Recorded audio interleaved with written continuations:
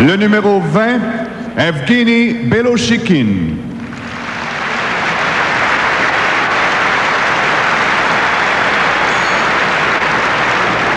On defense, number 2 and the captain of the Soviet National All-Stars, Vyacheslav Fetisov.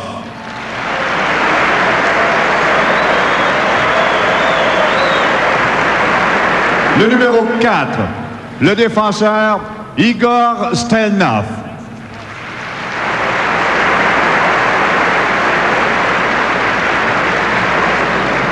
Wearing number 5, on defense, Vasily Pervukin.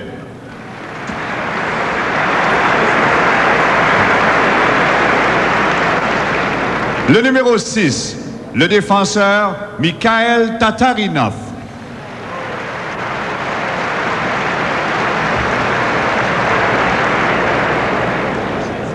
On defense, wearing number 7, Alexei Kazatonov.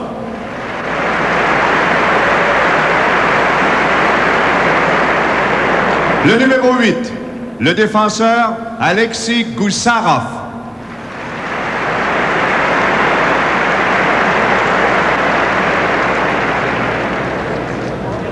Wearing number 9, right winger Vladimir Krutov.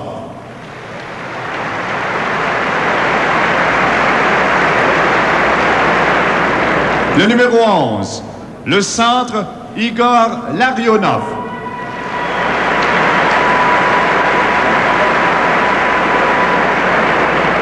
Wearing number 12, on defense, Sergei Starikov.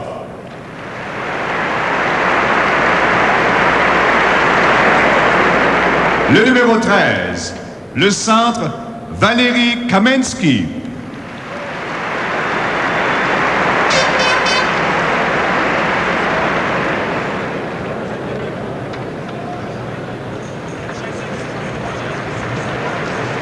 Wearing number 14, defenseman Zenatula Bilyaletdinov.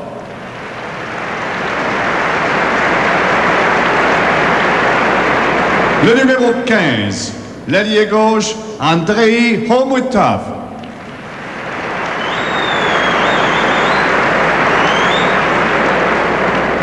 Wearing number 16, right winger Sergei Svetlov.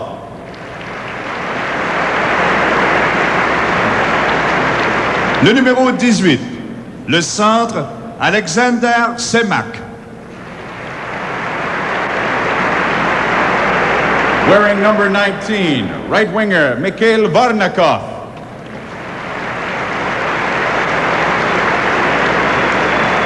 Le numéro 22, l'ailier gauche Sergei Priakin.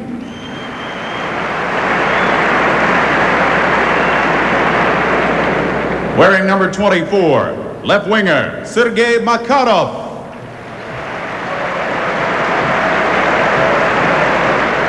Le numéro 27, le centre Vyacheslav Bykov.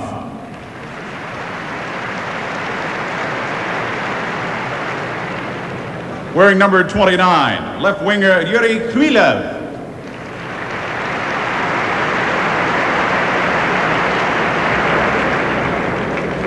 Le numéro 30, le centre Anatoly Semeniov.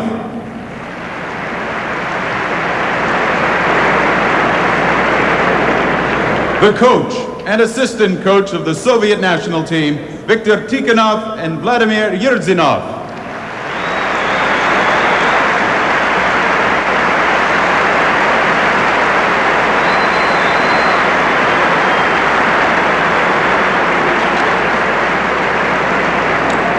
Et maintenant, les représentants de la Ligue nationale de hockey.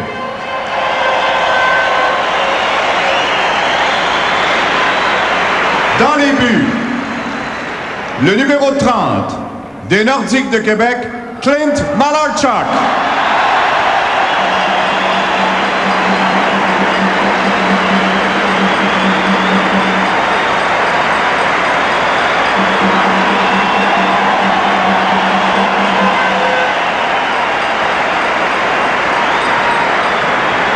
Wearing number 31, from the Edmonton Oilers, Grant Fuhr.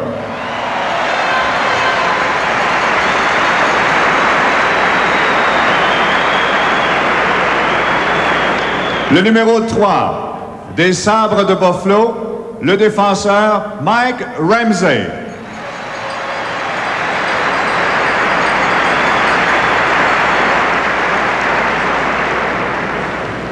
Wearing number 4, playing on defense from the Washington Capitals, Rod Langway.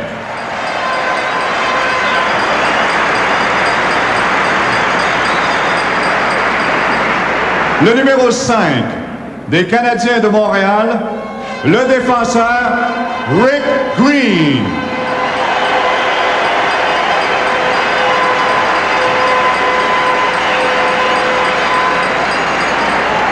Wearing number 6, from the Boston Bruins, defenseman Raymond Bourque.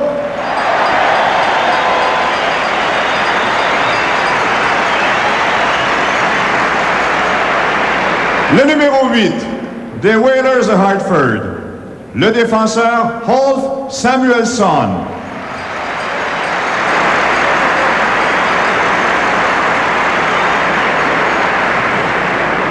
Wearing number 9, center from the Edmonton Oilers, Glenn Anderson.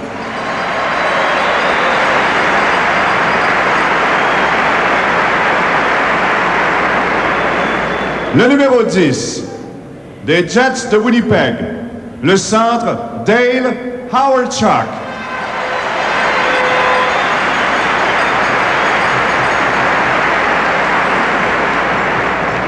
Wearing number 11, from the Edmonton Oilers, center Mark Messier.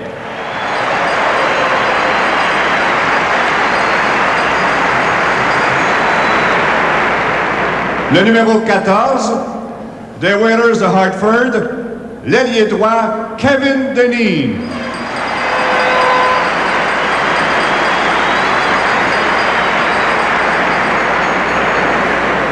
Wearing number 15, left winger from the Edmonton Oilers, Esa Tikkanen.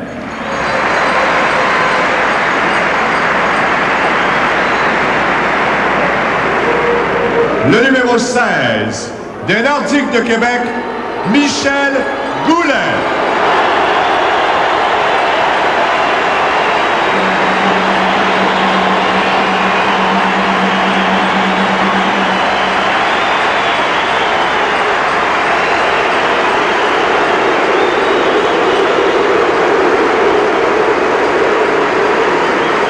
Wearing number 17, from the Edmonton Oilers, right winger Yari Curry.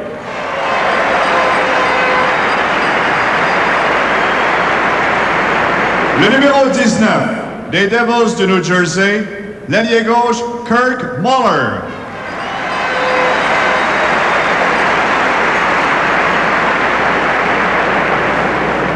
From the Philadelphia Flyers, wearing number 20, center Dave Pullen.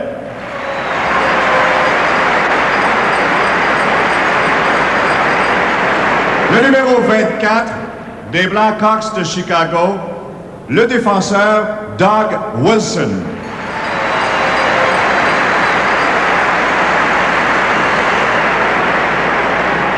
Wearing number 25, from the Montreal Canadiens, defenseman Chris Chelios.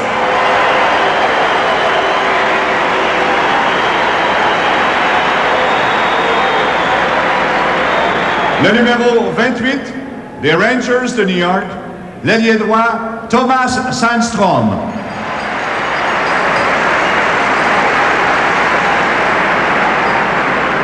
Wearing number 32, right winger from the Montreal Canadiens, K.Lemье.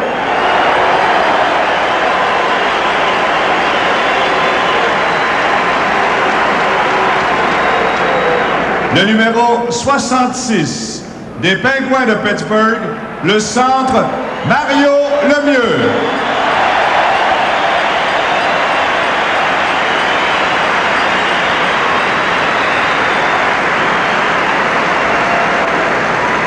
Wearing number 99, from the Edmonton Oilers, center Wayne Gretzky.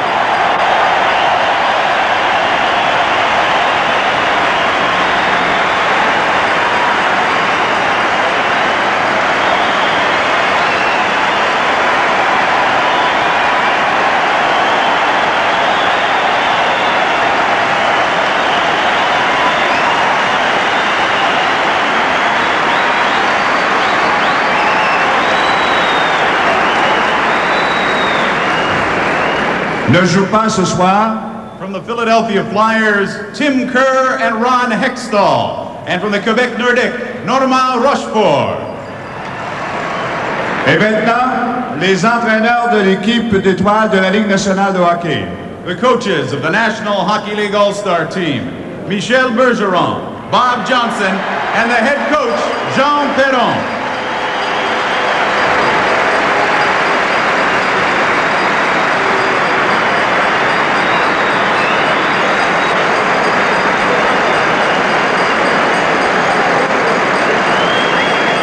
Mesdames et messieurs, l'équipe d'étoiles de la Ligue nationale de hockey.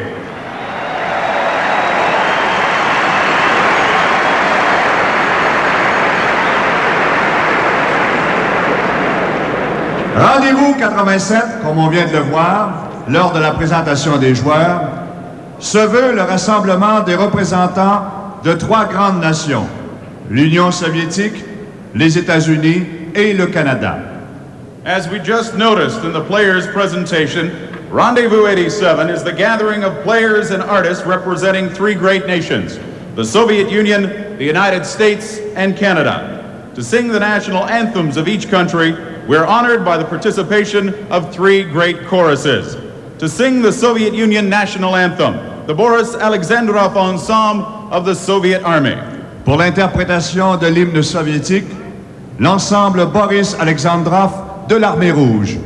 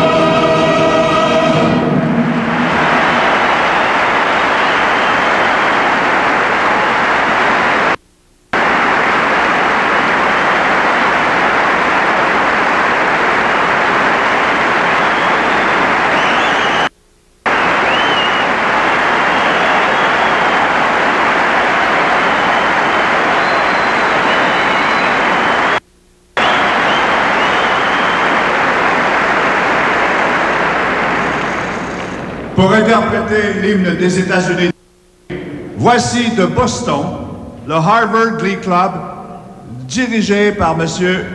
Jameson Marvin. The Harvard Glee Club will now perform the national anthem of the United States of America, directed by Jameson Marvin.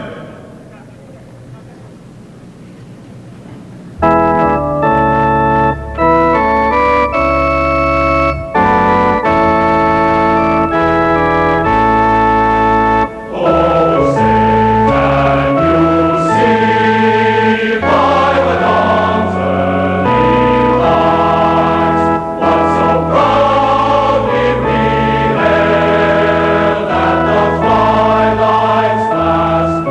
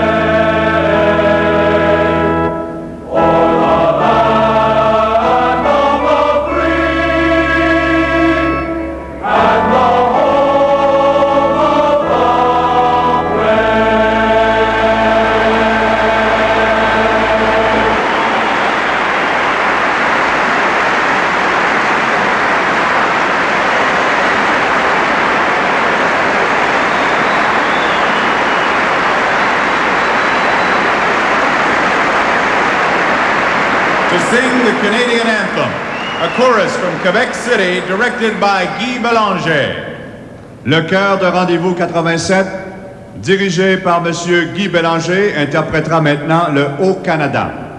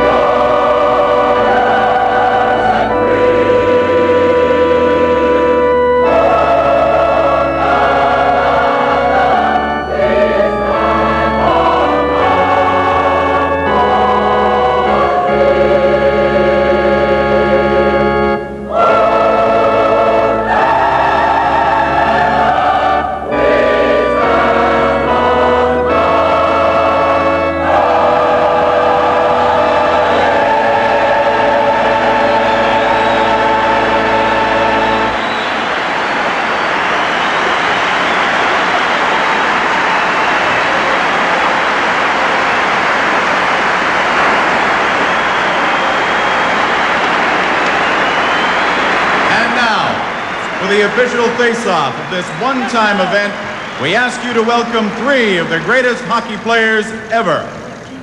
Pour faire la mise au jeu officielle de cette série tout à fait unique, nous invitons maintenant trois des plus grands joueurs de l'histoire de notre sport national. Tous trois ont marqué leur époque et écrit dans leurs pays respectifs les plus belles pages de l'histoire de notre sport national au Canada, aux États-Unis et en Union soviétique. They are part of the hockey legend in the Soviet Union, the United States, and Canada. Ladies and gentlemen, mesdames et messieurs, let's greet Vladislav Tretiak, Gordie Howe, and Jean Béliveau.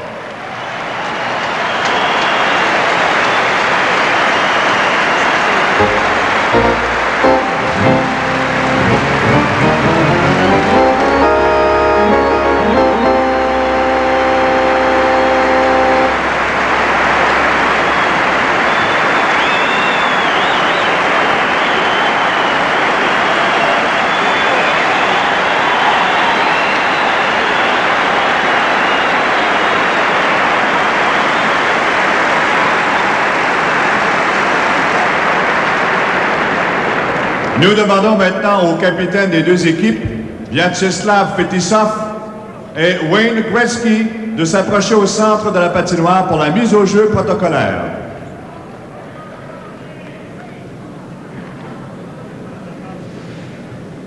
As goes the tradition in international competition, the captains exchange their respective emblems.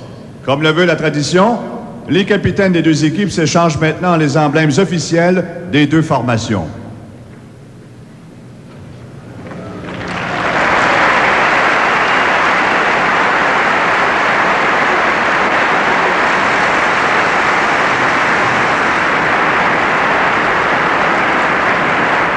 From an international site, the ceremonial face-off. We are just about ready for the face-off. Game 1 of Rendezvous-87. The NHL All-Stars against the Soviet Union. Coming up.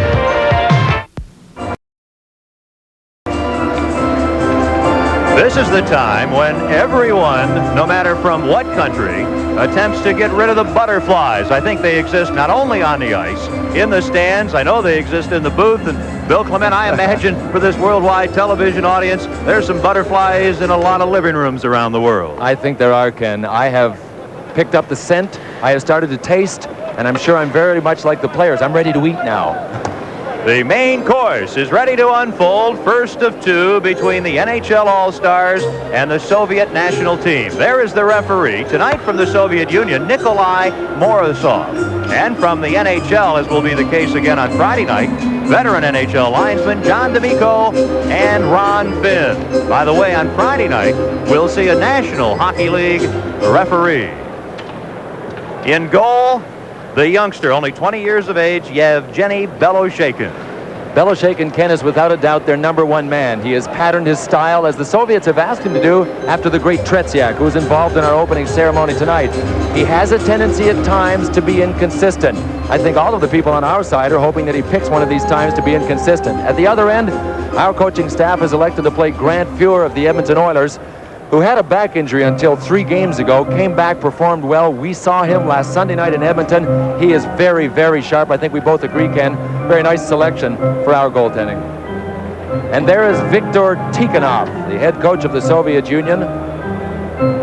10 years he has coached in the Soviet Union. He played for the Dynamo team out of Moscow for 10 years as a defenseman. Amazing. Even over there, ex-defensemen become coaches, Ken. And co-coach from the Montreal Canadiens, Jean Perron, working with Quebec coach Michel Bergeron on the bench. Bob Johnson, the other co-coach from the Calgary Flames, is upstairs tonight. He'll be behind the bench with Jean Perron for the final game here on Friday night. That's a lot of head coaching. It's only proper that they put them in rotation. They're all being very cooperative. We've talked to them. They're not reluctant at all to get together in a group and discuss things with us, and we're thankful to their cooperation. Not only cooperating with one another, but they've been very helpful to us as well. There are so many keys, as Bill Clement pointed out just at the beginning of our telecast. Keys for the NHL All-Stars to win. Keys in terms of the Soviet team in their effort to win. And I guess one of the keys you mentioned, the third item on our list on the Soviet side, officiating could be a big swing, especially in Game 1. Well, the last time Nikolai Morozov officiated a game against the National Hockey League team, there he is. It was in Minnesota. He called 28 minutes in penalties, Ken, 24 against the Minnesota North Stars. He also skates with the Soviet team, travels with them, and is buddies with most of the people. We hope in the early going, because we are going to try and clutch, grab, slow them down, and you know that there's a ton of adrenaline on our side. We're going to hope that it doesn't get one-sided early. As far as the NHL All-Stars are concerned, they'll start Mario Lemieux between Michel Goulet and Claude Lemieux. For the Soviet team, it's that big veteran fivesome. Larionov at center, Krukov and Makarov on the wings, and Fedosov and Kasatonov are the defensemen. On defense for the NHL All-Stars, Langway with the puck, team with Samuelson. Here's Makarov against Goulet. Then Lemieux gets the puck and banks it down the ice. There'll be no icing as it went off the glove of Vyacheslav Fedosov. Now, the NHL All-Stars centering Claude Lemieux, and it's intercepted. Here comes Sergei Makarov, the 28-year-old Soviet winger, over the line with Larionov, and it's intercepted. A chance for the NHL to clear the zone, but quickly Krutov, and he whips the puck back in as Fuhr leaves it for Ulf Samuelsson, the Swede from Hartford. Claude Lemieux, the Montreal Canadiens second-year player, gets the puck up, and it's shot out by the Penguins' Mario Lemieux. This is Tataranov, number 6 for the Soviet Union, getting the puck to center ice. It's lost there, and it's Sergei Makarov again. He can score. He overskates. Dave Poulin of the Flyers clears the zone. Mikhail Tataranov, number 6. Now with the puck, it's Pervukin, number 5 for the Soviet Union, getting it in, and here's Poulin, one of the best defensive players in this game. Getting the puck to Howardchuk, and he deflects it to center ice. Barnikov for the Soviet Union. Off the boards to Semenov. He's the centerman. Now the right winger, Svetlov. Sergei Svetlov. He's number 16. He's yanked down, no call. Ramsey knocked off balance, then Howardchuk backhands the puck in as the NHL All-Stars change on the fly. A minute and a half gone in the first period, no score. And we have to be careful of tempo. We talked about the Russians playing a very fast speed. We could use more whistles than they could. Here's Ray Bork, and his shot goes wide. The centering effort, and trying to turn it in front was Glenn Anderson. Anderson behind the net, in front to Sandstrom, and the shot goes wide. And the Soviets clear the zone. Messier had a good chance in front with Sandstrom. Best opportunity to score for either side belongs to the NHL. 2:10 has gone by in the first period. Tomas Sandstrom playing with injured ribs. The New York Ranger not expected to go. Now Anderson trying to get the puck in, and the Soviets gain possession. Soviets have very long shifts compared to the NHL All-Stars. Valery Kaminsky shoots the puck wide. It's played away from Omatov. And Chris Chelios, one of the American-born NHL All-Stars, clears the zone. And back for the puck is Chris Chelios, who really calls San Diego, California home. Out on the wing it comes. An opportunity for Tikkanen. It's Tikkanen with Gretzky and Curry. This is the all-Edmonton Oilers line for the NHL All-Stars. Curry in front. He turns it wide. Gretzky a shot and a good save by Beloshakin. This is Rendezvous 87. Early in the first period, there's no score. Boy, our Edmonton Oilers line of Wayne Gretzky with Tikkanen and Curry came so close here. Curry had the best chance before this, Ken. Gretzky tried a sharp angle shot. Beloshakin smartly covering up.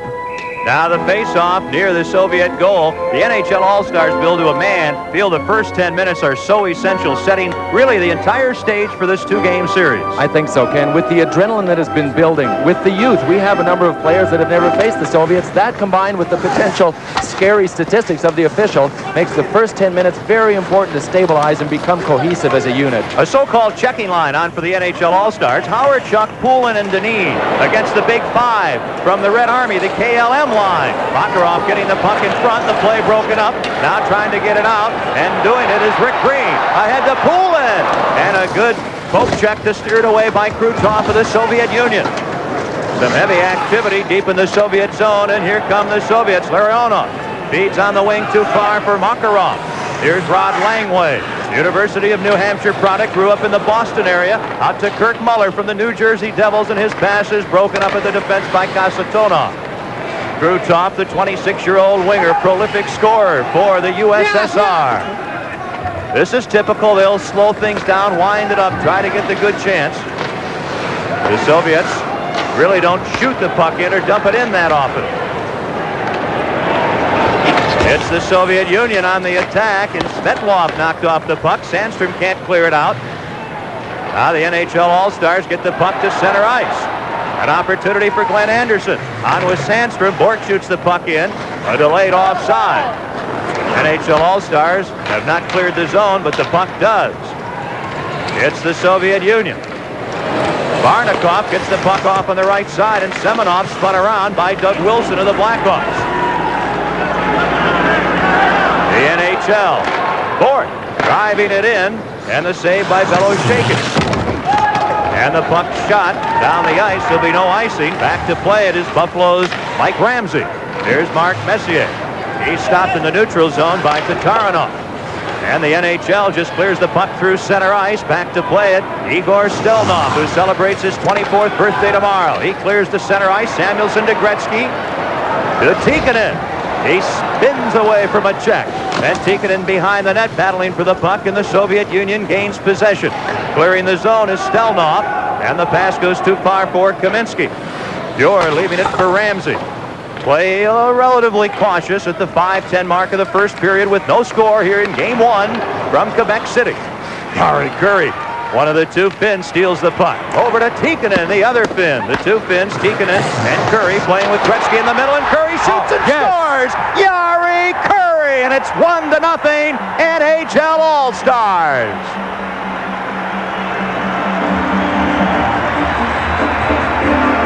Ken, before the game, Bobby Clark, general manager of the Philadelphia Flyers, said it was a good idea for us to put lines out there to select guys that have played together before.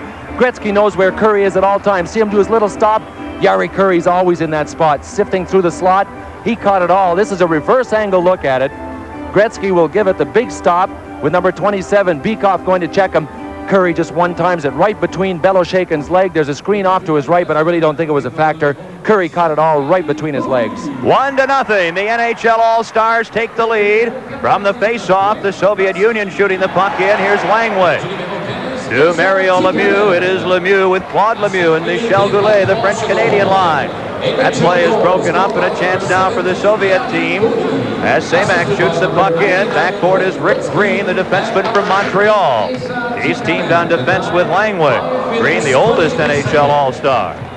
5:23, the time of the goal. Curry from Gretzky and Tikkanen. Here's Goulet after the puck. He's checked on the play. And the Soviets come to center ice with Kryakin. Getting the puck in the middle. Now over to Semak, and his shot deflects off Chelios into the crowd. We're at the Coliseum in Quebec, 1-0 NHL. One thing Wayne Gretzky does better than anyone is change directions. He does this. Look at three Soviets in front. Nobody is high enough in that slot to take Jari Kurri. We talked about them breaking down, Ken. They can be had defensively if you maintain possession in their end long enough. That was an indication of it right there. Three men were in a little deep. Curry coming into the deep slot, winding up and one-timing it. And you go back to your three key points for the Soviets in order to defeat the NHL. Neutralize Gretzky and Mario Lemieux. Well, he was in gear there, wasn't he? Puck goes right on goal. Yevgeny Belosheikin, the 20-year-old netminder, making the save. Fetisov gets it up to Krutov. He's stopped, but the Soviet Union gets the puck back as Kasatonov feeds on the wing to Makarov. Back to Kasatonov. He's got Krutov in front, goes to the point. Here's Fetisov, and that shot's blocked, and the puck kangaroos into the crowd. And there, Bill Clement, you can start to see a little of that nifty passing from Makarov, Larionov, Krutov, Fetisov, and Kasatonov. Now, there's no question they can dazzle, but number 14, Kevin Dineen of the Hartford Whalers, watch him get down on front of this shot. He had help from Dave Poulin. Two gutsy, great two-way hockey players as we look at it from our reverse angle. The Soviets for years did never try and blast from the point. They are shooting from the point a lot more, but our two blockers, Poulin, Kevin Dineen, that's one of the reasons they were selected, and they will play against some of the top offensive people on the Soviet team, and they are out there against their number one unit now. Howard, Chuck, Poulin, and Dineen trying to stop Makarov, Larionov, and Krutov for the men in right. The men in red from the Soviet national team. It is already 1-0 NHL All-Stars on an early first period goal by the Edmonton Oilers, Jari Kurri. Alt Samuelsson clears the zone with the puck. Kasatonov. He's a playmaker for the USSR. Now it's Anderson for the NHL as the NHL attempts to change lines. Larionov, the centerman on this big Red Army contingent. He gets the puck in, and back goes the NHL Messier to Anderson. They're on a line with Sandstrom of the Rangers, who goes for the puck and gets there first, thus no icing. Anderson in front, and Messier's pass fails to reach him. And Messier stops. An opportunity for Semenov. His pass broken up. Anderson on a feed from Messier over the line. Messier, a real battler, can't get the puck from Anderson, and it's cleared out. What a check there. Varnikov down in a heap as the NHL controls, and Messier's pass to an open wing. Taranov, a 20-year-old on defense for the USSR, up the middle to Mikhail Varnikov. He drops the puck, and Svetlov's shot is right there, and Fuhrer has to be alert on that effort. This is the NHL All-Stars against the Soviet Union. They're lost in the neutral zone. Here's Rod Langway leveling number 19 of the Soviet Union, Mikhail Varnikov. Then he moves over and takes Svetlov out of the play. That is the kind of determined play we need in the neutral zone. From the reverse angle, here's Grant Fuhrer's save on Svetlov's shot. End over ender. Boy, that came close, didn't it? The bouncing between his legs. When you see that exclusive slow motion reverse angle shot, you realize what a tricky shot that actually was. NHL All-Stars clearing the puck from the face-off. Back for it, Sergei Starakov. He's on defense with Igor Stelnov for the USSR. On the wing, Bikov, he's number 27. Trying to get the puck to Kaminsky. He's turned around. The other wing is Homutov for the USSR. He has the puck. Homutov to Bikov. Bikov looking for Kaminsky, and he drills the shot wide. Keeping it in is Stelnov. Kaminsky checked behind the net. Doug Wilson gets the puck to Tikkanen. Back to Doug Wilson. He can't clear it out, but finally the puck to center ice, and Kurri just out of the reach with a pass intended for Gretzky. Centering effort, and a Tikkanen shot goes high. Here's Mike Ramsey. Behind the net to Gretzky. He's got Curry in front. Samuelson in the shot. Slot with a shot that's blocked. Oh, did all Samuelson let one go? Homutov gets the puck up the middle. A bruising check on Bikoff. An opportunity here. Homutov, a shot blocked, and it's Essatik and then the Finn playing with the Oilers. On the line now with Mario Lemieux as the NHLers are changing players. And a strong defensive play by Gusarov. NHL shoots the puck right back in. This is Alexei Gusarov, a 22-year-old defenseman. Prihakin, who's on with Semak and Hameloff. Semak, a shot, and Fjord just gets a little leather on that one as he had the far post picked out. Jari Kurri has a goal. The NHL All-Stars 1 and the Soviet Union nothing. Part of Winter Carnival 87. It's Rendezvous 87. The Soviet Union trailing 1-0 with the puck. The NHL All-Stars, the best pro players from Canada, the U.S., Sweden, and Finland. Grant Fuhrer playing the puck to Claude Lemieux. Gusarov is all over him. Rick Green covers up. Gerard Langway. He's in trouble. Hameloff on him, and the Soviet Union doing some good forechecking. Prihakin loses the puck. It's played on the wing for Michel Goulet. He's trying to get around Belyetnikov and can. At center ice, Chris Chelios.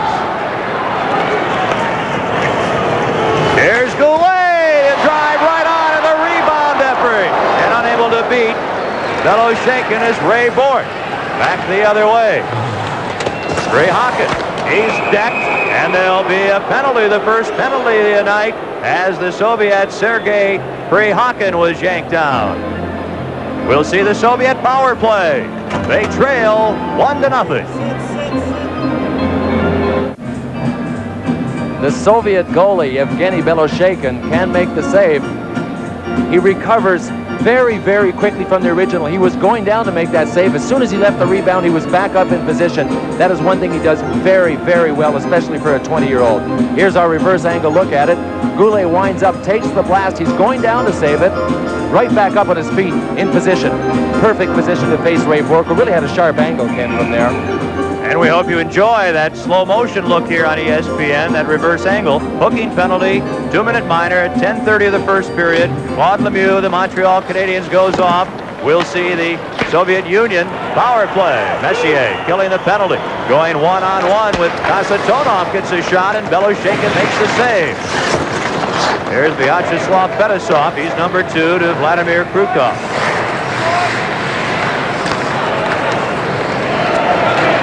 And the shot goes wide by Kasatonov. Here's Makarov for the USSR. They have the man advantage.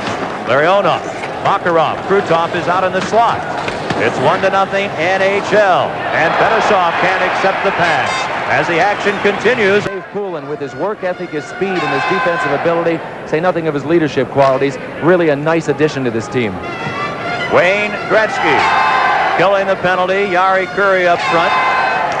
The Edmonton Oilers in the regular season lead the NHL in shorthanded goals, much in thanks to the work of Gretzky and Kurri.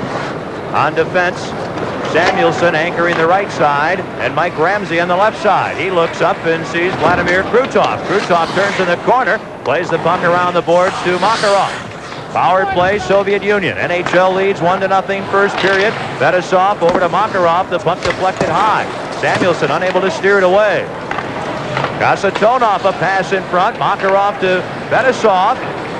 Fetisov looking. Look how the Soviets passed that puck. Makarov. Larionov in front of Makarov, and he's tied up. Now Krutov handling it.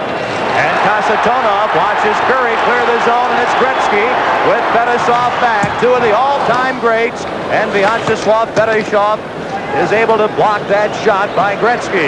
And the only time that Gretzky and Kurri are going to get in trouble killing penalties is in our own zone. They play very well offensively. They can score a lot of shorthanded goals. But I'll tell you, that KLM line, the green unit of the Soviets, can turn even the best defensive players inside out.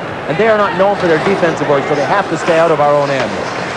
Puck at the side of the net. Fuhrer pokes it away, and Rick Green is after it. He's the oldest NHL player as he goes down. And the puck covered. We have a stoppage in play with 7:29 to go in the first period.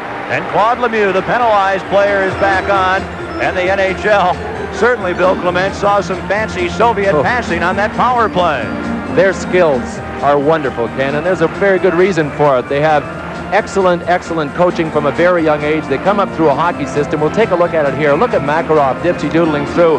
He was dragged down on the way by when he went by. Then he even passed it over when he was lying down. But their manual skills combined with their skating are really, really excellent. Here's a look at our reverse angle. Wayne Gretzky coming down, electing to shoot. Fedosov is perfect timing. You notice how he didn't go and charge Wayne Gretzky. He stayed back. He let his stick make the deflection. If Wayne stopped and tried to come back, he had him. They are aware that Wayne Gretzky loves that stop move, cutback move. Gary Curry has the only goal of this first period as the NHL All-Stars are called for icing. Curry from Gretzky and Tikkanen at 5:23 here in the first period. There is Kirk Muller, one of the youngest players. He's only 21 years of age. Boy, was he happy to be here. He was so excited, and he said yesterday, I don't know if I'm more nervous about playing against the Soviet Union or playing with the guys on this team. When I look around the room and see Wayne Gretzky and Mario Lemieux, it's unnerving at times, but they got a couple of practices under their belts, and he looks rather comfortable out there. He is a nice addition as well, Ken. Excellent skater, great skills, and a very, very durable, rough hockey player when he wants to. Both teams are at full strength. NHL All-Stars leading 1-0. Mort to Chelios. Up the middle. And on the middle play, the puck is Howard-Chuck, centering Dineen and Poulin.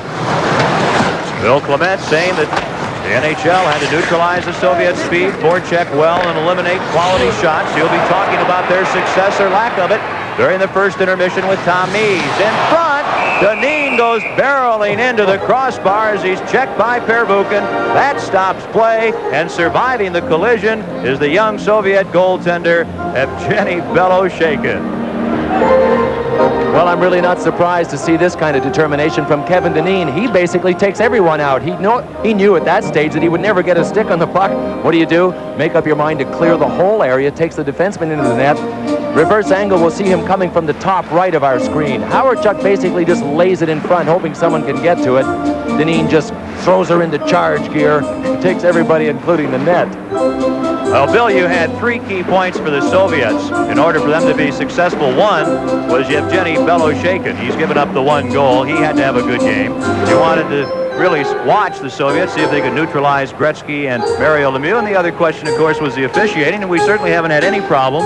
And the NHL was worried, especially early in the game, with the Soviet official who is the referee tonight. No, we have actually, as usual, taken the physical play to the Soviet Union. He has called 1 penalty. Thus far, I would say he's calling a very impartial period. Again, during the first intermission, one of the highlights will be Bill visiting with Tom Mees and going over the checklist of key points for both the NHL and the Soviet Union. That's during our first intermission, which I believe you're going to find very entertaining. There's 6:20 to go in the first period, 1-0 NHL All-Stars. Soviet Union coming to center ice. Olmatov with a puck. He's number 15, crunched to the boards by Claude Lemieux. And Kaminsky, the 20-year-old Valery Kaminsky, number 13, over the line. His wrist shot goes wide. Bikov with a puck to Kaminsky. Olmatov looking, Kaminsky in front. Oh, Fuhr makes a dandy save on Andrei Homutov, the 25-year-old Soviet sharpshooter. He had all kinds of time, Ken. The front of the net cleared out to the wrong side. Grant Fuhr came out and follows him so well. It was Lemieux that missed the check on him. Homutov, or it's Kaminsky, has time to come way out. Notice how Fuhr read the shot. Kaminsky had room to Grant Fuhr's right side, up over his right shoulder. We'll see it again from this side, and it won't really show us how much room he has, but Fuhr plays the angle of the stick. He left him that room over his right shoulder, knowing where he was going to shoot, and Fuhr reads the shooters very well, as does Beloshakin. I think Beloshakin reads them as well as anybody in the world today. He can tell the difference between a pass and a shot, and he can read where the shot's going so well. Kaminsky doing a good job wrapping around as Homutov really was bottled up by the 2 defensemen and Bikov. So this line of Homutov, Kaminsky, and Bikov for the Soviet Union buzzing around Grant Fuhr as the Soviets attempt to tie this game. It is 1-0 NHL. Rick Green played with Washington, and he's really blossomed a little later in his career with Montreal. He's actually involved in this game with the man that was the key going the other way in the trade that sent him from Washington to Montreal, Rod Langway. As a matter of fact, They are paired right now on the ice. Green takes the puck. As Bill mentions, on defense with Langway. Up front, Messier. He's on now with Jari Kurri, who has the puck. And Wayne Gretzky. So Messier has replaced Tikkanen on the wing on this line. Gretzky centering for Messier, and it is broken up by Starikov. And the play broken up by the NHL. Gretzky looking, and the pass intercepted. Nice defensive work by Priakin of the Soviet Union. Doug Wilson without the helmet to Gretzky. He avoids the check. Look at Kurri wide open, and he shoots wide. May have hurried his shot just a bit. Just over 5 minutes remaining in the first period. Alexander Semak knocked out of the play. Priakin taken out, and it's Ray Bourque playing with a bad groin injury. Thought he might not be able to go. He's here. Muller over to Doug Wilson. He steers it behind the net. It's Fetisov, the veteran at age 28 for the Soviet Union. Looks a little bit like Denis Potvin of the New York Islanders as he comes to center ice. Over to Vladimir Krutov. Krutov, a slap shot, and that grazes off the edge of the post. In the corner, Ray Bourque with Makarov all over him. Bourque knocked down by Makarov. He has Larionov in front. There'll be a penalty coming up as Bourque hooks down Makarov from behind, and the NHL will play shorthanded. 4:26 to go in the first period here in Quebec-City. From a reverse angle, we get a look at one of Wayne Gretzky's great qualities, peripheral vision. He was coming over, running into number 15, Asa Tikkanen, and Ken, from here, I could have sworn he had his back to Jari Kurri. He nevertheless threaded the needle right onto Curry's tape. From the face-off, the NHL playing shorthanded, clearing the puck away. The penalty at 15:34, 2 minutes for hooking to defenseman Ray Bourque. It's Sergei Makarov, trailed by Vladimir Krutov, number 9. At the left point, Kasatonov, he takes the puck. Back to Makarov. Krutov's in front. Krutov with a puck, shoots, and Bjork gets a piece of that effort by Vladimir Krutov. Alexei Kasatonov. Sergei Makarov in front. Oh, and just unable to get his stick on the puck. Vyacheslav Fetisov, their premier defenseman. And they set up decoys so well. They put two guys right in the slot to sag our entire box together and then run Fetisov wide behind everybody. Still over a minute to go in the Ray Bourque penalty. 3.5 minutes to go in the first period. NHL All-Stars leading the Soviet national team 1-0. Kasatonov keeps the puck in. Larionov loses it to Samuelsson. And the Swede who plays with the Hartford Whalers clears it away. Fetisov. Pass knocked away by Gretzky. Here's Samuelsson. He's on defense with Ramsey. Gretzky and Kurri up front killing the penalty. And the NHL clearing it the length of the ice. Beloshakin leaves it for his defense. NHL changing their defenseman on the penalty killing unit. Semak, number 30. And a pass intercepted by Gretzky. Yes, he can play tremendous two-way hockey. Verbuchen intercepting Kurri. Verbuchen and Tataranov on the points for the Soviet Union. On the power play up front, Semenov, Barnikov, and Svetlov.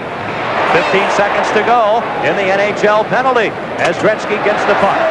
2.5 minutes remaining in the first period. The NHL leads 1-0 on a Jari Kurri goal. Now, Bourque back on. The NHL at full strength. Verbuchen for the Soviet Union. His feet is too far, and here's Mike Ramsey back. That hits Anderson in the skate. Pullen carries on. Anderson over the line onside. Omutov back. Checks Sandstrom. They wrestle each other down in the corner. Kaminsky can't get the puck out for the USSR. It's Anderson with Pullen in front, and Beloshakin knocks the puck away. Here is Starikov. Sergei Starikov. His pass stopped by Samuelsson. Dave Pullen, the captain of the Flyers, to Mark Messier of Edmonton, shooting the puck in, and the NHL changes on the fly. That's something you don't see much of from the Soviet Union. There's 1:40 remaining in the period. Stelnov can't get the puck out. Now Anderson after it. Chased by Starikov. And the puck to center ice to Valery Kaminsky, the youngest Soviet player. He goes down. Goulet shoots it out. Gusarov, he's only 22. Getting the puck ahead. And Bikov loses possession. He puts on the brakes. Chelios goes the other way, coughs up the puck. And Homutov unable to play that pass as he headed into the slot. Chelios head manning to Claude Lemieux, on with Goulet. Beloshakin leaves the puck and then smothers it as big Claude Lemieux, the Montreal youngster, barrels in. Boy, he doesn't want to do that in front of Claude Lemieux with no protection. Lemieux stuck out that left leg, Ken, and basically just rammed it right across the side of Beloshakin's arm and his body. And he is 6 feet tall to 6'1" in that range. 220 pounds is what he's listed at. And when he runs into people, watch his left leg here. He sticks that left skate out there and decides he's going to take glove, stick, and half of Evgeny Beloshakin with him. Just over a minute to go. First period, NHL All-Stars lead. Bill Clement, many things to talk about. One of the keys tonight I know you felt coming into the two-game series was control of the puck. Possession time, so to speak. It was. Oh, and the save by Beloshakin, and Goulet can't get the rebound. I'll tell you why, Ken. They break down defensively when you control it for a while in their zone. That is the key to them breaking down, is us controlling it in their end. And with 45 seconds to go, it would appear that the NHL All-Stars have done a pretty good job at controlling the puck. Certainly the Soviets have not dominated in this period. Both teams are at full strength. Here's a chance for the USSR. Kryakin in the corner, and then Lemieux gets it. Mario Lemieux can't get the puck out. Rick Green clears to center ice. Alexander Semak. He is on with Amilov and Kryakin for the USSR, and Kryakin knocking the puck down. He's number 22. Couldn't play it. Poulin hits it to Mario Lemieux, and he just backhands it with his back to the Soviet net into the Soviet zone. Down to 4 seconds to go here in the first period. And time runs out on a very entertaining first period here at the Coliseum in Quebec-City. Game 1 of Rendezvous-87. And a weary 20-year-old netminder, Evgeny Beloshakin of the USSR. The only goal coming at 5:23. Jari Kurri of the Edmonton Oilers from Wayne Gretzky and Esa Tikkanen, his two Edmonton teammates. Well, a lot of action to go. We're glad you're with us on ESPN. After a period, 1-0, the NHL All-Stars. Out. Therefore, it's very important for us to stick together going both ways, whether we're heading offensively or defensively. There is a look at the Soviet Union. They find themselves trailing in this hockey game by a score of 1-0. Jari Kurri getting the goal early in the first period. Everyone very pleased with the way things have gone for the NHL All-Stars. The key seemed to be the first 10 minutes, and certainly Jean Perron, the coach of the NHL, had said, if we can get out of the first period 0-0, we'll be on the right track. Well, Bill, puck control, we talked about it, some statistics. Face-offs pretty even. Shoot-ins, we mean getting to center ice and dumping it in and then chasing it. It's interesting to note that the Soviets had 5 shoot-ins, as did we. Usually that statistic is lopsided. We do that on our side of the body of water far more often than they do. Turnovers, look at this. 24 by the Soviet Union, and you can bet that a lot of those were forced turnovers. Quality shots, well, the Soviet Union had 4. They were borderline quality shots from that outside edge. We had 7. There's no question. I could tell early that Yevgeny Beloshakin was a big factor holding in the Soviets early. And the second period is underway here in Quebec City. Rick Green unable to shoot the puck in. He has it again. He's on defense with Langway. Dumps it in, and it bounds right to Beloshakin. A chance for Vyacheslav Fedosov, getting it ahead to Krutov. Krutov is on with Larionov and Makarov. Makarov, number 24, trying to steal the puck from Green, and he's unable to. This is Kevin Dineen, the winger from the Hartford Whalers. On with Howard, Chuck, and Poulin. Shooting it in. Here's Dave Poulin trying to center. Kasatonov blocks the puck away. Larionov doesn't see it, number 11, but he takes out Howard Chuck. Now Fedosov, number 2, the strong veteran Soviet defenseman, and he runs into Poulin, and Fedosov wobbly gets up. Poulin centers. A bouncing puck in front, and it's cleared away by Alexei Kasatonov, the Soviet defenseman. That's the kind of forechecking we need, Ken. Poulin just about ran over Fedosov, and Fedosov is a big man, 205, 210 pounds. Dave Poulin buried him behind the net. There's just over a minute gone in the second period. Here's Makarov. Krutov. He tries to get around Samuelson. Krutov in the corner. And big Ulf Samuelson takes him out. Messier to Ramsey. Ramsey stopped at center ice. Semenov can't make a play, and Beloshakin wheels the puck around the boards. Svetlov on with Semenov and Barnikov. Messier intercepts to Anderson. He fans. Chelios can't keep the puck in. Look out here. Sergei Svetlov. Svetlov one-on-one with Borg. And the backhand shot stopped by Fuhr as Sergei Svetlov had a good chance there. Then to Taranov at center ice having trouble. Messier with a puck over the line to Glenn Anderson. He shoots and it off the goalpost. It goes off the goalpost after Beloshakin gets a piece of it. In front, grabbing the puck, Pervukin for the Soviets. Can't clear. The shot by Curry deflects wide. This is Messier. He's bottled up along the boards. And the puck held for a face-off. 2 minutes, 2 seconds into the second period with the NHL up 1-0. Boy, Ken, it sure looks to me like we got the switches on the attack mode. Mark Messier having a good chance. Perhaps should have elected to shoot. He actually tried to feed Anderson. Anderson fanned on it. Then there was a misplay at the point. And then Anderson came back. This is our reverse angle super slow-mo. Here's the shot off the post. Looked like Yevgeny Beloshakin got a slight piece of that, didn't it? Meanwhile, at the other end, Grant Fuhr following the shooter so well, actually making the save on Svetlov. From the face-off, the puck deflects into the crowd, and there'll be a face-off outside the Soviet blue line. That's the youngster who had a good chance in the first period, 20-year-old Valery Kamensky. Ken, there were a lot of people that weren't sure whether he'd play or not, but people that have seen him play recently said, I do not understand how they can keep him off the team. Sure enough, here he is, tall player, very aggressive, very long stride. When he gets in tight, he can put that puck up into the top of the net as well as anyone here or in the Soviet Union. On defense, Starikov getting the puck out. He's teamed with Stelnov. Up front, Kamensky between Bikov and Homutov for the Soviet Union. Back for the puck, Starikov. It comes up on the wing, and it's Homutov shoveling into the middle to the defenseman Igor Stelnov, who celebrates birthday 24 tomorrow. Unable to center, then the puck trickles in front. It's Stelnov again. Behind the net to Homutov. Homutov looking in front and unable to get a good shot is Bikov. Bikov, number 27, wrestling for the puck. Taken out by Yari Curry. Now Kamensky trying to muscle Green. Stelnov whacks the puck behind the net to Kamensky, and the Soviet Union is dangerous. Here early in the second period, and big Wayne Gretzky with the puck. Gretzky showing some Soviet-like moves, and the feed to Langway out of his reach. Starikov, number 12 to number 4, Stelnov. They're a defense mate team. They're a Red Army crew with Homutov, Kamensky, and Bikov. Back for the puck for the NHL All-Stars, Rick Green. He's on defense with Langway, who takes over. Langway being charged a bit by Priakin, gets the puck to Gretzky. Rink wide. K.Lemье trying to get around Gusarov, and tied up by Gusarov. Priakin in the middle. Semak, poke check, but carrying on and getting the puck ahead is Belletdinov.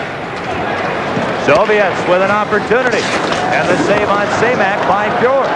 Pittsburgh Penguins star Mario Lemieux to Michel Goulet, and the return pass for Mario Lemieux doesn't click.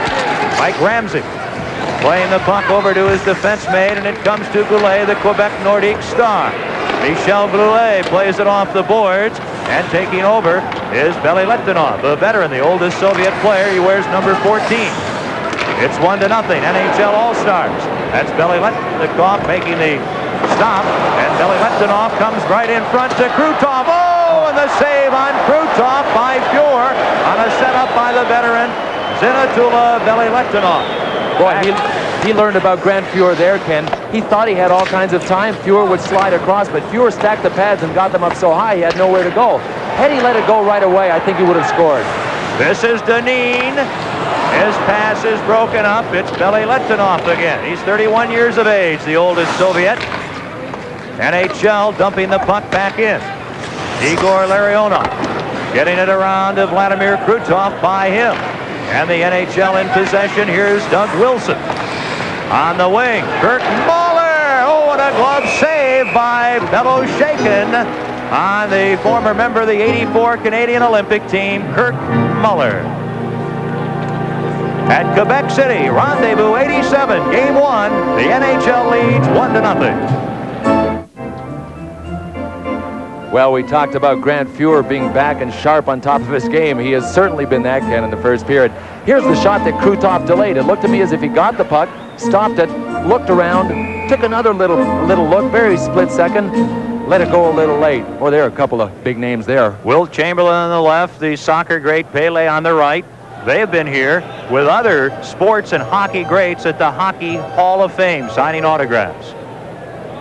Look at Wayne Gretzky back in deep helping out. This is certainly something that he is aware that he has to do. He's been doing it more this year with the Oilers as well. He's really become a better defensive player. That time he was way back in deep helping out. Shots on goal in the second period. The Soviets 3, the NHL All-Stars 2. So far in this contest, the Soviets have shut out, or I should say outshot. The Soviets have outshot the NHLers 13-8. There's number 19, Mikhail Varnikov. He is the only player on this Soviet national team that is not from one of the 4 teams that is located actually in Moscow. He plays for Gorky Torpedo team. And I guess his line mates would have been here with him had they not been so old. That's what we were told by the Soviet announcers yesterday.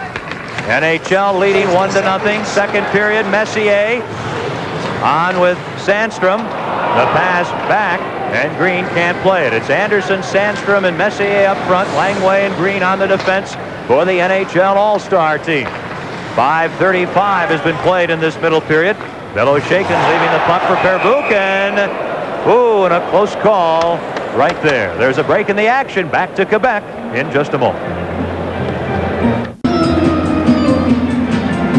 Here's a look at Beloshakin mishandling this. He kind of lottie-dotted here, Ken, and I noticed him do that earlier in the first period and wondered if that was just a one-time thing, but he really wasn't that sharp with it on that particular play. Jari Kurri's goal early in the first period is the difference. Kurri is on with Gretzky and Tikkanen. Starikov losing the puck. Jari Kurri, and he's poke checked by Starikov. Kaminsky for the USSR. On with Peikoff and Homutov. Here's Staranov. Oh, and a shot right there, and pure. Having to play tough as Kurri gets the puck to Bork, but not out. And finally poked to center ice. Tikkanen can't reach it. The Soviets trying to maintain possession in the neutral zone. Kaminsky getting up right in front of the NHL All-Star bench, loses the puck, and then Chelios in turn loses it to Peikoff, number 27. Looking for Kaminsky. Now Homutov right in front of the slot, and he takes a swing at a puck that never reached him.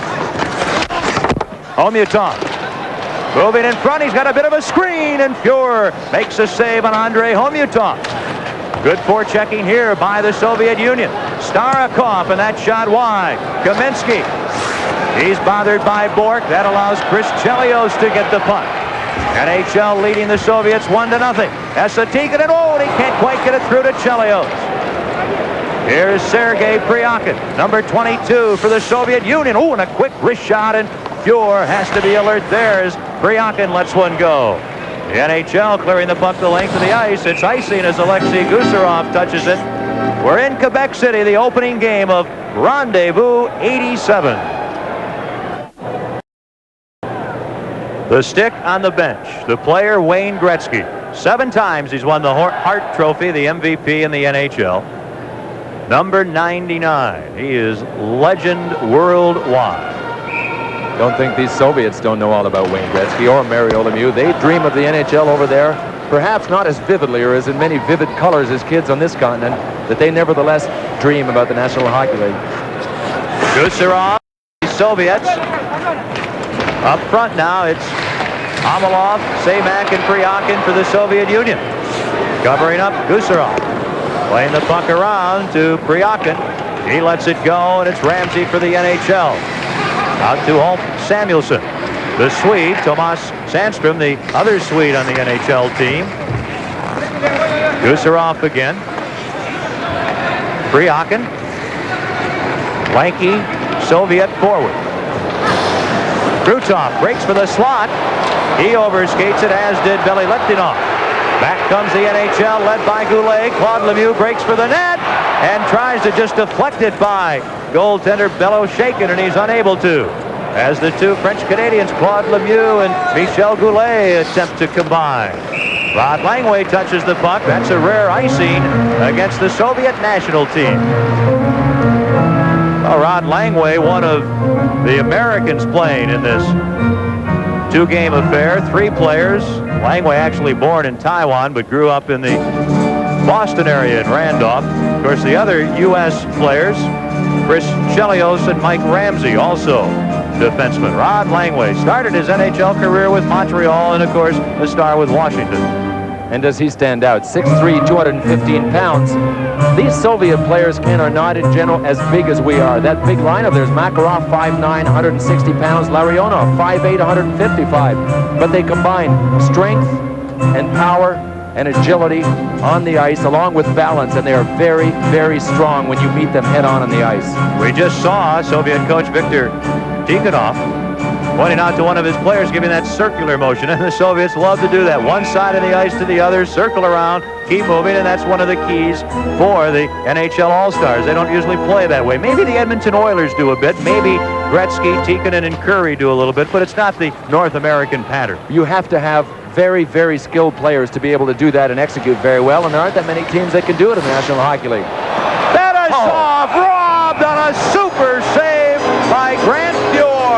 Up from the defense, Vyacheslav Fedosov. What a save. Man, after the save, Fedosov looked up to the ceiling here at the Quebec Colisée and just shook it and saying, man, I was robbed right here. Look at this shot. He had a lot to shoot at there, too. Fuhr had to come up for it. Here's our reverse angle look at it.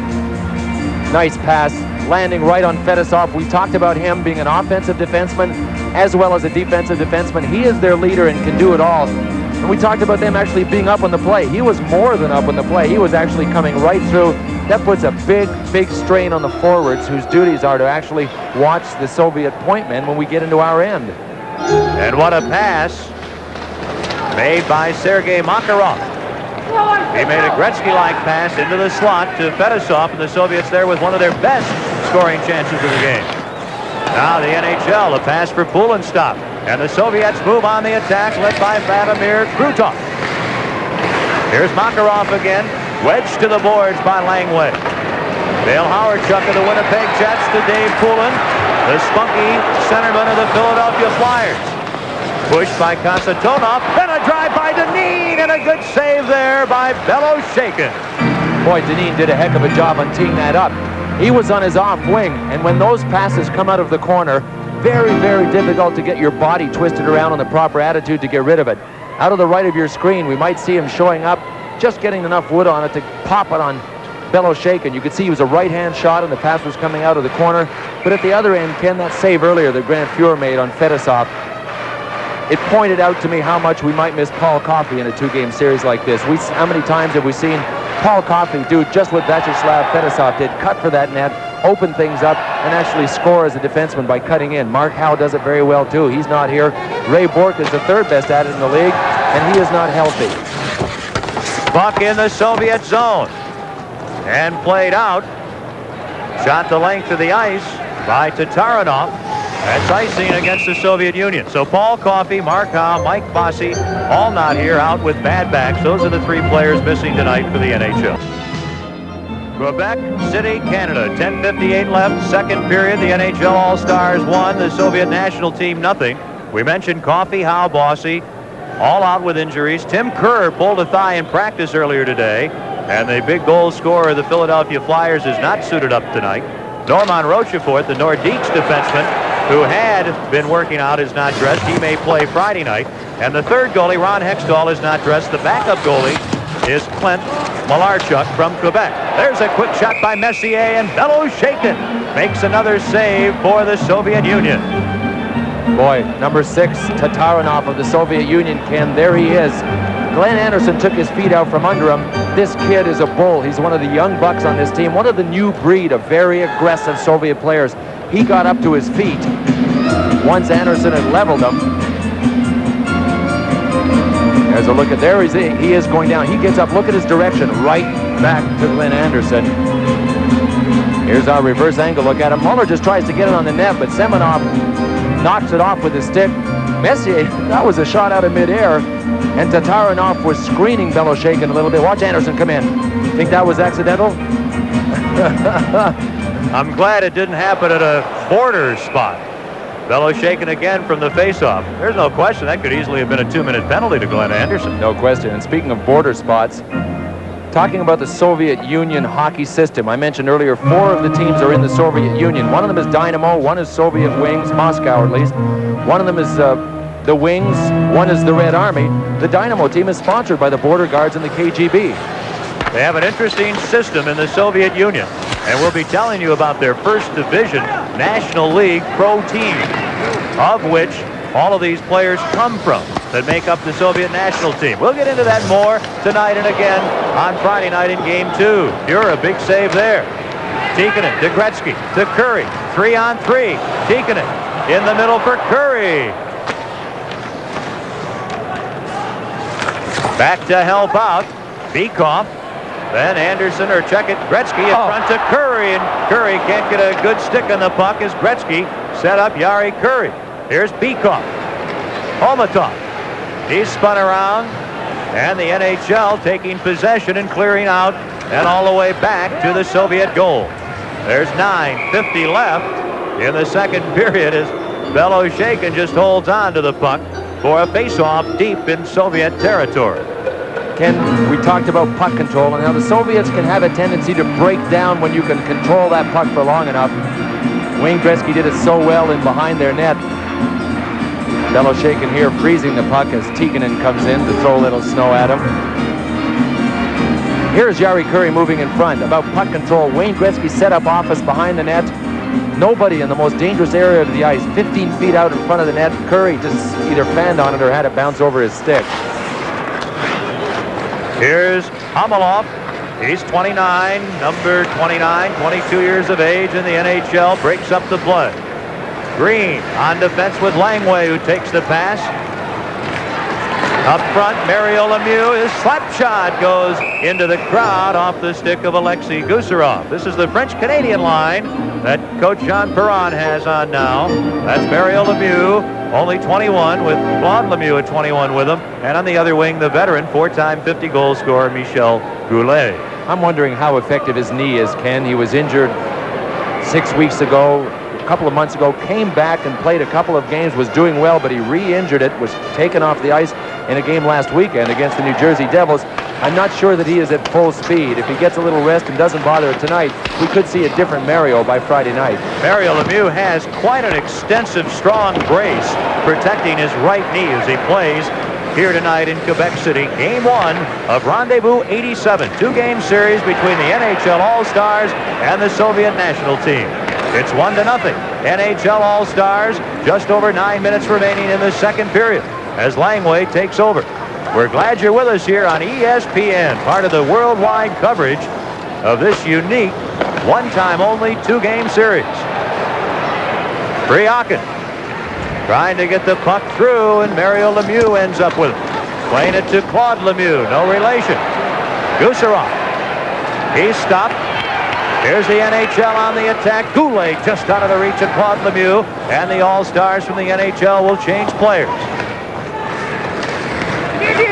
A look at Priakin. Over the line with Semak. Semak is in the slot, but the puck stolen away by Chris Chelios. Chelios out of the University of Wisconsin. Head manning the puck to Deneen, and Goulet just deflects it in. Back for it. Zinatula. Veliletdinov, the 31-year-old veteran defenseman. Fetisov getting the puck out. It's Makarov. Trailed by Larionov, but Makarov, a good move around Bork, centers. Oh, and there'll be a penalty. A penalty as Vladimir Krutov was sent end over end. Beloshakin goes to the bench. Play continues until the NHL All-Stars touch the puck. The NHL will be picking up a penalty. This is Kasatonov. Makarov, still a delayed penalty coming against the NHL. Omutov, his poke check. Igor Larionov gets the puck. The fans here feel that the NHL has touched the puck, and finally, referee Nikolai Morozov from the USSR stops play. The NHL picks up a penalty here in the second period. They lead in this game 1-0. We are still holding them off. Grant Fuhr just doing a wonderful job in goal for us. This is one of those must penalties, Ken. It's number 10, Dale Howardchuk, yanking down Krutov, putting him into the net, but boy, had he not taken him down. You've got to keep in mind this number 9 Krutov has led their elite league in goal scoring 4 of the last 5 years. Super slow-mo from our reverse angle. Chris Chelios sneaking up on number 29 of the Soviet Union, Sergei Pryakin. Penalty to Howard Chuck. First penalty of this scoreless second period. 12:28 the time of the hooking penalty. All three penalties in this game have been called against the NHL All-Stars. The Soviet power play, obviously 0 for 2. Jari Kurri's early first period goal, the only goal tonight here in Game 1 of Rendezvous-87. NHL All-Stars up front, Messier and Muller killing the penalty. On the blue line, Langway and Green. And Kurt Muller comes up with a puck for the NHL. He's checked by Fedosov. And on the move, the Soviet Union, Sergei Makarov. Leaving it for Kasatonov to Krutov. Here's Krutov moving around Messier. Looking back to Kasatonov, number 7, Krutov, number 9. And certainly number 9 on the sweater behooves a tremendous international star. Kaminsky, the youngster, playing up front in the middle. Or check it, Larionov. Larionov, number 11, between Krutov, 9, and Makarov, 24, up front on the power play. Kasatonov. That goes off the stick of Messier. Messier without a stick as his blade was broken off from the shaft. Larionov trying to get the puck to Makarov. Langway can't clear. Fedosov. Makarov. 40 seconds to go in the penalty. And that Kasatonov shot deflected wide, and Kurt Muller backhands the puck the length of the ice. Just over 6 minutes left, second period. It's 1-0 NHL. There's Kaminsky, the youngster, number 13. Larionov. Fedosov.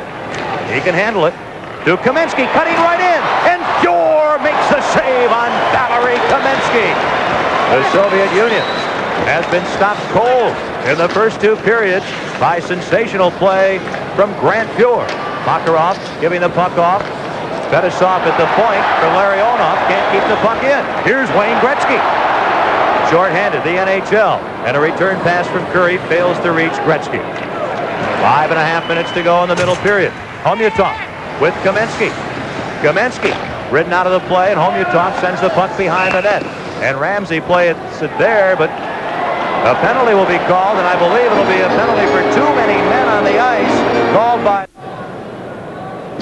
Boy, this is playoff hockey in a certain sense, Ken, and we talk about how important goaltending is. Watch Grant Fjord, the National League team, on this save with young Valery Kaminsky rolling in. Kaminsky's a right-hand shot. It's really interesting to note that the Soviets only have 3 or 4 players that ever play on their national team that are right-hand shots. He gets in behind our defense. Grant Fjord standing his ground. He did pretty well picking up Ramsey coming in out of the corner of his eye, or he could have gone wide, but Ramsey was definitely there to cut him off at the pass. Soviet Union finding themselves down 1-0.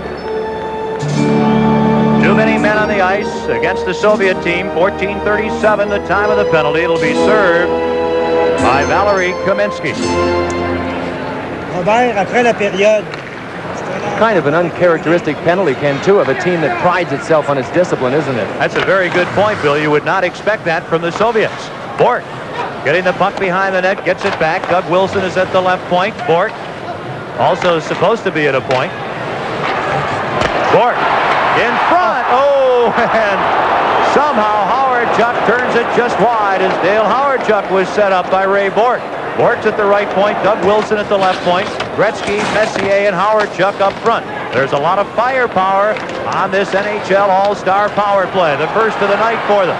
Gretzky softly to Bork. Homyutov blocks the shot. Homyutov and Bitov are the forwards up front killing the penalty as Beloshakin makes a good save.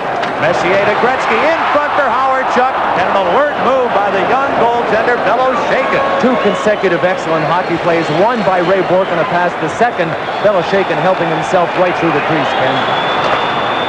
The NHL with a man advantage. They lead 1-0. Over 4 minutes remaining in the second period. Here in Game 1 at Quebec-City as Gretzky moves into Kurri in front for Anderson. Beloshakin makes the save, and the Soviets clear the puck the length of the ice. Boy, Beloshakin knew the puck was coming out front. He never did give way that short side. He held that one left skate right against the post. Half a minute left in the Soviet penalty for too many men on the ice. Puck cleared away by Pervukin. Pervukin in the corner for the Soviets. Into the boards by Kurri. And the referee stops play with 3:46 to go.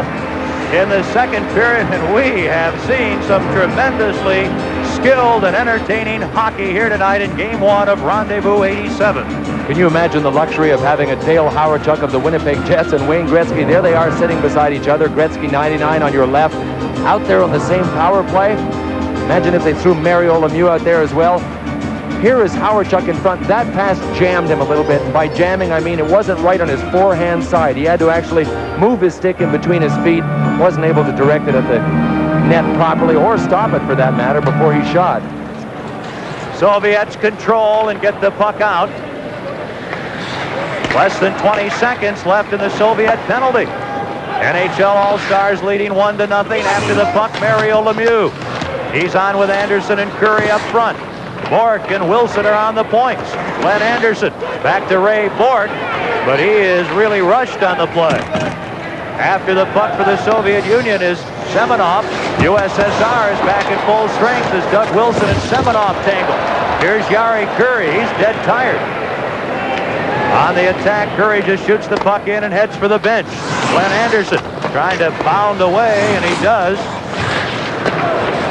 Here's Anderson spinning in front. He scores! Glenn Anderson makes it 2-0 for the NHL All-Stars.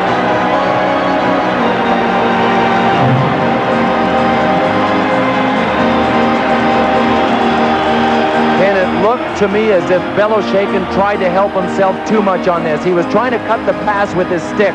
Look where his stick is. He knew that Glenn Anderson had somebody on this side of the net, and as soon as he put his stick out, we'll watch it. This is a great angle to watch it from. Watch Beloshakin try to cut the pass to Dineen with his stick a little bit.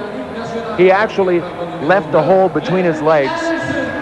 Mario Lemieux in on the play. You know that he's a part of every power play that he is on, a big part of it. Here is Beloshakin. Well, you know, from that angle, he didn't try and cut the pass that much, but his stick was out there trying to help himself. Perhaps the angle of his stick was a little flat, because Anderson was able to get the puck right over his stick, right between Beloshakin's legs. Glenn Anderson, who played his college hockey briefly at the University of Denver, scores. At 17 minutes of the second period, Mario Lemieux gets the assist. It is 2-0 NHL. Goulet a pass broken up by Bryakin. He gets the puck back from Hamelon. Bryakin trying to cut in, forced behind the net. Poulin beats up on the wing nicely to Goulet. And it's Claude Lemieux after the puck with Gusarov. They battle for it. And the Soviet Union is in possession of the puck. Billy Letnikov getting the puck to Gusarov. Pass to Makarov, broken up. Gusarov to Krutov. Krutov loses the puck, and Langway clears it back to the Soviet blue line. Billy Letnikov clearing to center ice. Poulin intercepts. A delayed offside, but the NHL clears the zone. Krutov getting the puck to Makarov with Larionov over the line, and they're stopped. The centerman, Igor Larionov, with a puck for the Soviets. Now Fedosov circling in his own end. Intercepting, shooting, Muller. Oh, Kurt Muller as the Soviets get careless. Kasatonov around to Krutov. He can't get the puck out. Dineen in front, then Muller. Muller robbed by Beloshakin. And the NHL has had some tremendous chances here in the second period. Here's Larionov. He goes down. Krutov takes a hit from Ramsey. Makarov centering. Kasatonov can't get a shot. Then they shoot and score. The Soviets. The defenseman, Alexei Kasatonov, moving into the slot, and the Soviets get their first goal as they finally beat Grant Fuhr. Fuhr will not be happy with this one, Ken. He somehow misplays it with his glove, and fair is fair. We've had two between Beloshakin's legs. This one pops right between Grant Fuhr's legs. He tries to close his legs in desperation, realizing that he's missed it with his right hand, but to no avail. We'll take a look at it from this angle. Kasatonov moves in, looks like a routine shot. Not much of a shot, really, by Alexei Kasatonov. He had trouble handling the puck, really. Well, the pass was on his backhand, so he had to control it before he even teed it up. I'm not sure Grant wasn't caught in the middle a little bit. Shall I catch it? Should I take it with my stick? One way or the other. He was handcuffed, and it's 2-1. NHL All-Stars lead. Bikov shot knocked out. Poulin for the NHL. Broken up at center ice. 18:42 the time of the goal. The assist goes to Makarov, the goal to Kasatonov. Born in Chicago, played hockey in the Evergreen Park area till he was 14, moved to San Diego, went to Mira Mesa High School, tried out for the U.S. International College team and was cut. Went up to play hockey as an amateur in Canada, went to Wisconsin, and the rest is history. Take a look at Doug Wilson getting in tight with Semenov. Wilson has a hold of his stick, and when you get in that tight with his strengths, he switched from the stick to the sweater. He dragged him down. There is less than a minute to go in the second period. And the NHL All-Stars, just quickly after the face-off, are called, and the play will bring a face-off inside of the USSR blue line. The NHL now with Messier at center, Poulin and Anderson on the wing. There's a look at Igor Stelnov. He's a hard-hitting defenseman, kind of a defensive-style defenseman. They always look to Fetisov and Kasatonov, that defensive pair on the first unit, to create a lot of the offense. He is capable of playing offense, but he plays pretty good defense out there, as they do. They have a nice mix. They're very similar to a lot of teams in the National Hockey League. They have players that are more offensive, players that are more defensive. Bill, I think the thing I expected to see the most of, and I have not seen tonight, after watching the Soviets in practice and on tape, they seem to be such tremendous skaters. I'm feeling that they're not getting the opportunity to skate as much as they would like tonight here in Quebec-City. These players are well informed. We talked about it before the game. We have to neutralize the Soviet speed. Thus far, I'd say we've done a real commendable job. The breakdowns in our own end, Ken, I think, are a result of us not having played together. The National Hockey League team not having played together before tonight. You have to learn how to communicate. You actually have to learn how players move on the ice, what their instincts are. And the National Hockey League team has not had a chance to do that. Now 25 seconds remaining in the second period.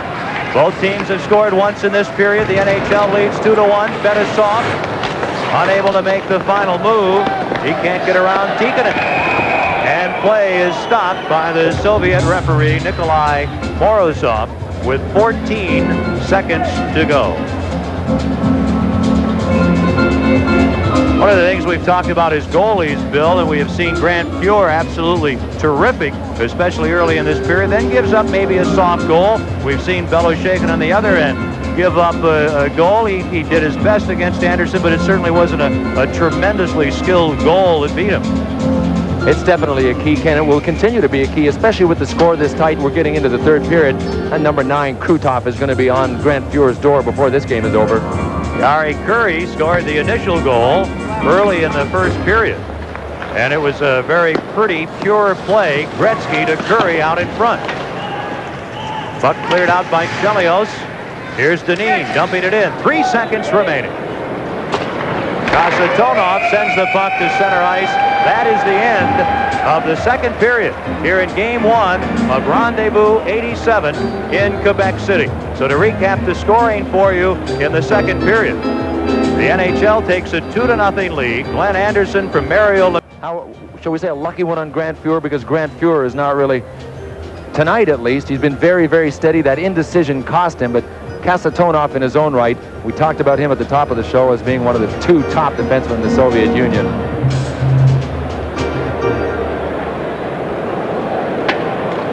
Well, I alluded to the fact, as Tom and John have, that there's been a lot of culture and art here. We alluded to the concert last night. Crystal Gale, Gordon Lightfoot, Paul Anka, Bolshoi Ballet Stars, the Red Army Choir, and I don't even think those were the headliners. I was too busy climbing stairs, I think. I'm still climbing stairs today. It's been a lot of fun this week in Quebec, and we're thrilled to have you here with us for Rendezvous-87 on ESPN. Ken Wilson, Bill Clement, a cast of thousands. The Soviet national team. Larionov to Makarov. His shot, and Fuhr makes the save with Krutov buzzing in on the right wing. Here comes the NHL back. Deneen is stopped. Krutov turns the puck to the middle green. Ahead out of the reach of Poulin. Half a minute gone in the third period. NHL making a player change. They lead it 2-1. Now the Soviets take over Sergei Makarov. He plays on the big line with Larionov and Krutov. This is the defenseman Fetisov. Oh, is he upended by Ramsey? Larionov to Krutov off the back of his skate. And the NHL clears the puck to center ice. Be interesting to see how the Soviet goes here in the early going. The Soviet Union would like, I'm sure, to establish themselves here in the first 5 minutes of period 3, trailing by a goal. Soviets really closing up the middle on the NHL. Samuelson knocks down Svetlov, and the puck held for a face-off deep in the NHL All-Stars end. Ken, we had talked earlier about us discussing the selections. As everybody plays armchair quarterback, I guess. They sit at home and they say, gee, how did this guy make the team? And perhaps we should have had this man on the team. I don't think anyone argued when number 9, Glenn Anderson of the Edmonton Oilers, was selected. He has played international play with the Canadian Olympic team before he turned pro. Watch Kevin Dineen swoop in here on Beloshakin. Cut the corner a little sharp on Yevgeny Beloshakin. Puck comes to center ice. Sweeping through is Muller. He's got Messier, but he's having trouble getting around to Taranov. And Bork fans. He's tied up. Messier swooping in. He's got Muller behind the net. And a nice check by Taranov. Delio's tied up. Anderson keeps the puck in. Glenn Anderson breaks for the net. Muller a shot, and making the save and freezing it is Evgeny Beloshakin. This is Rendezvous 87 on ESPN. The Soviet team certainly is capable of playing strong defense. Muller swoops to shoot. One red, number 30, riding out a National Hockey League player, and on the other side, the defenseman helping out. They kept the lane so clear in front of Beloshakin that it was actually an easy save. They can play some very, very solid defense. Curry and Anderson of the Edmonton Oilers have scored for the NHL. Veteran defenseman Alexei Kasatonov on a weak shot from the slot that seemed to handcuff Grant Fuhr has scored for the Soviet national team. Face off deep in the Soviet zone. With the puck, Wayne Gretzky. Pre-planned play to Tikin, and he centers for Curry, and Yari Curry is too well covered. On the attack, the Soviet Union with the puck, trying to center it. Omyatov, and that play broken up. 2 minutes have gone by in the third period here in Quebec-City. Bykov a drive, and he scores! The Soviet Union ties it. Vyacheslav Bykov beats Grant Fuhr low, and it is 2-2. You can never have too many goals against the Soviet Union. They are so explosive, and we talked about protecting the blue line. The National Hockey League team did not protect the blue line on this one. Let Bykov come right over, swoop from his right to his left. He gets very, very good wood on it as well. From off one post into the net and out the other post. It went post, center of the net, and out. They gave away the blue line on that one. It takes the Soviets only 2 minutes, 3 seconds to score in the third period. That would seemingly be a huge goal for the Soviet national team. And one of the points the NHL All-Stars are aware of, the Soviets quickly and frequently score goals in a row. One goal, then in 30 seconds another, and then quickly another goal. Curry upended. This crowd, partisan to the NHL, wanted a penalty. They don't get it. Samak for the Soviet Union. To Kryakin. Kryakin behind the net, taken out by Green. Here's Gretzky. The NHL in this period here trying to prevent a letdown, trying to stave off the Soviet Union. The Soviets to that one goal and nothing more. Krutov, one of the greats in Soviet hockey. Vladimir Krutov, number 9. Both teams are changing on the fly. It's 2-2. Sergei Markov. Makarov trying to get the puck in front, and he can't. He can't beat Mike Ramsey. To Claude Lemieux. Claude Lemieux clears the zone. Kasatonov gets the puck to Krutov for the Soviets. Back to Kasatonov. Makarov. He's on with Larionov and Krutov. Makarov losing the puck to Alf Samuelsson, the star defenseman out of Sweden and from the Hartford Whalers. A pass for Mario Lemieux from Goulet stop. Makarov. Krutov. He lets it go, and Fuhr closes the pads, and before Larionov can get the puck, the NHL clears to center ice. Krutov again. He's stopped. And it's Samuelsson. 2:03 the time of the Soviets' goal. Bykov from Starikov and Homatov. It is 2-2. 4 minutes gone. Third period. Mario Lemieux stop. Nice poke check on the play, but it is offside. NHL. Great game. 2-2. believe they play a lot of hockey in Brazil, but Pele has still joined us here. Did you become a hockey fan when you were living in New York? Oh yes, no doubt. I think hockey is a very similar of soccer, the same pattern of the game. You know, you attack, defend. You have to be smart to dribbling. I love the game. Okay, thank you very much. All the greatest are here from all the worlds of sports. Back to you, Ken and Bill. Thank you, John Saunders. Of course, in the Soviet Union, Bill, the two most popular sports, ice hockey and soccer. There is the Soviet captain. We got a glimpse of him.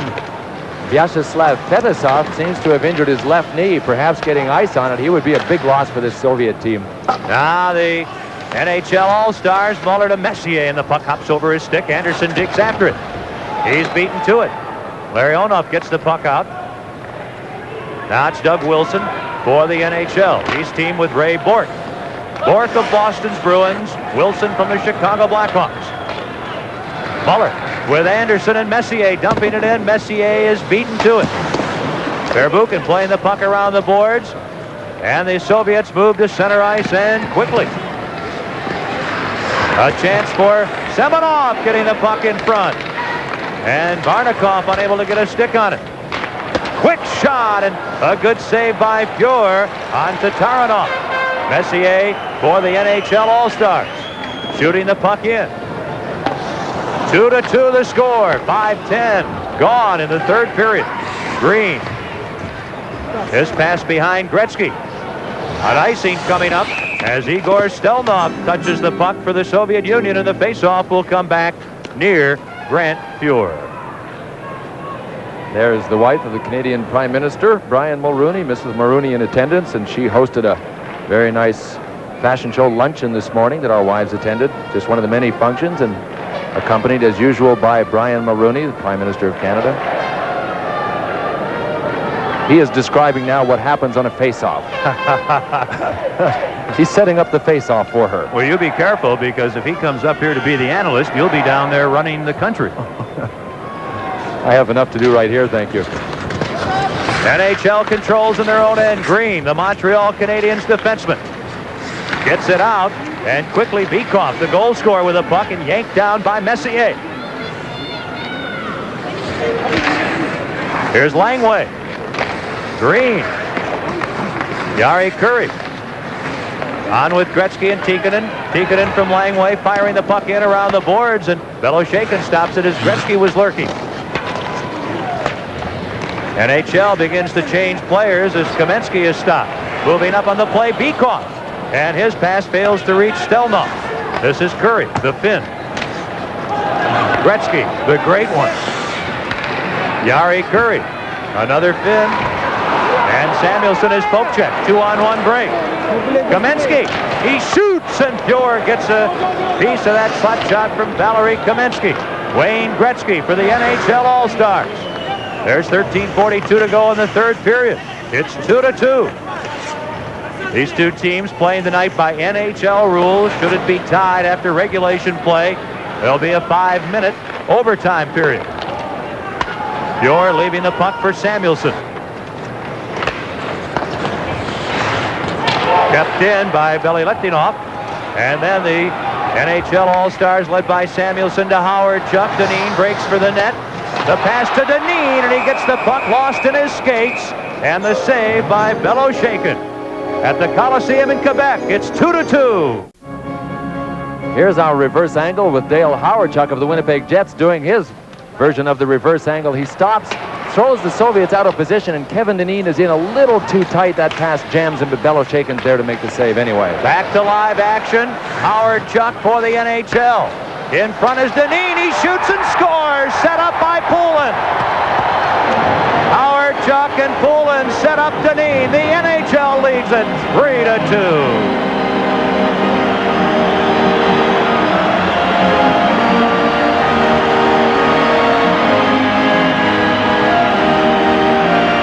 He was jammed on that first chance, Ken, a minute ago, but he wasn't jammed on that one. Dave Poulin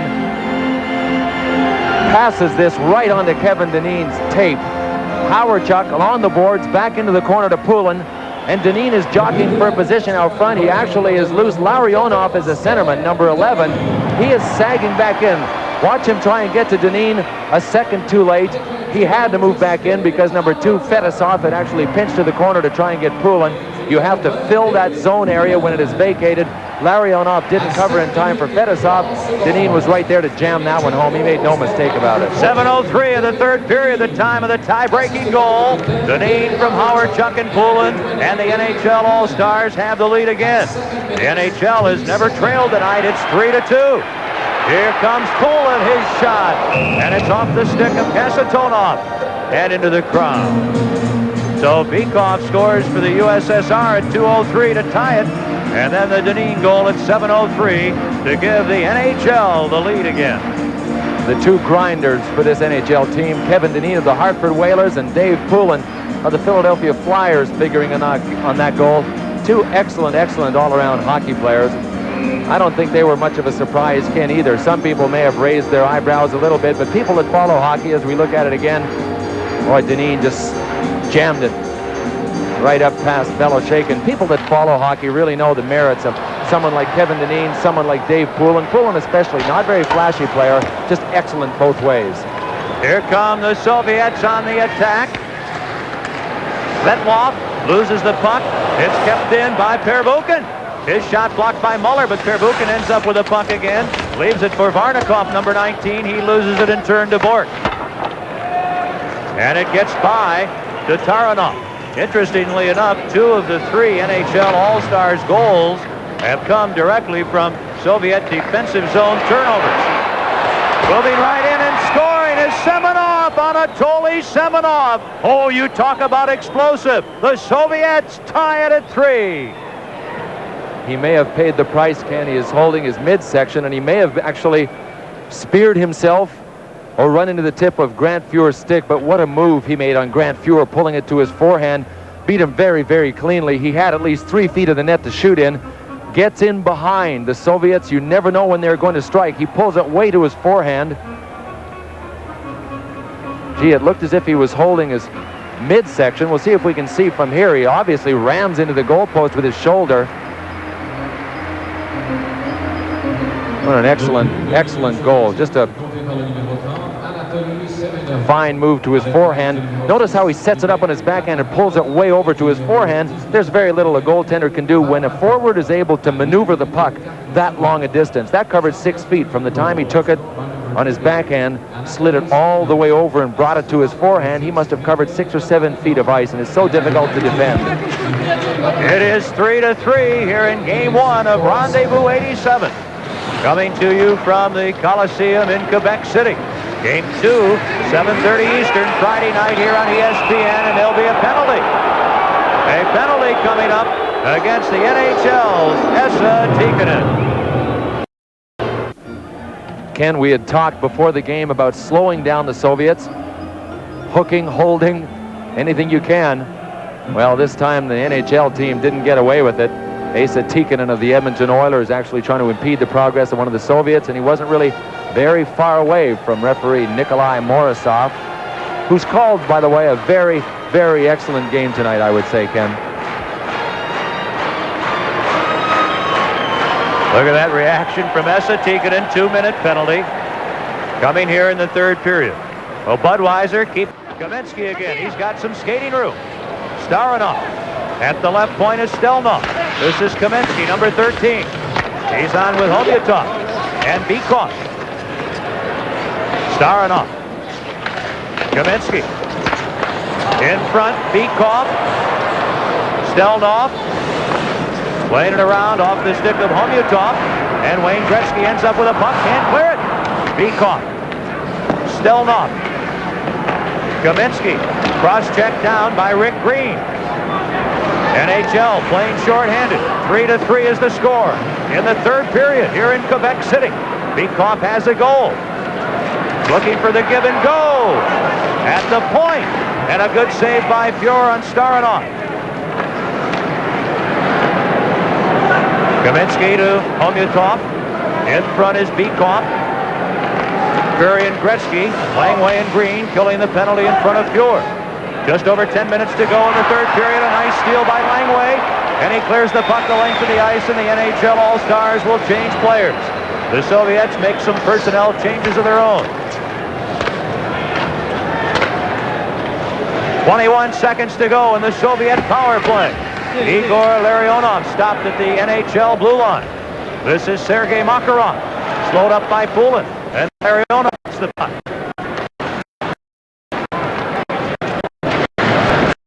This is Fedosov. He is looking drilled by Samuelson. You saw Fedosov when they go to the knee in the runway, and Vyacheslav Fedosov up there, getting knee bones rattled. One of the big losses, Ken, if they do lose Fedosov, looks as if he's all right. His leadership, he is not only their best all-defenseman, but he is also their definite leader. As we look at Grand Bureau, we're going to try and pick where he makes his save. He's up high to his blocker side, off the block, perhaps off the handle of the stick. Sharp. For the Soviets, their power play is over. They have had power plays.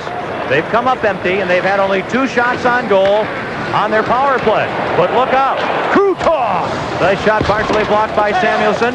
Krutov gets the puck again. He centers just out of the reach of the charging defenseman Alexei Kasatonov. Here's Vyacheslav Fedosov. Nice pass to Igor Larionov. His feet out of the reach of Makarov, and the puck cleared to center ice. It's 3-3, down to 9:10 to go in regulation play. K.Lemьe for the NHL. Broken up by Larionov. At center ice, Makarov with Krutov into the NHL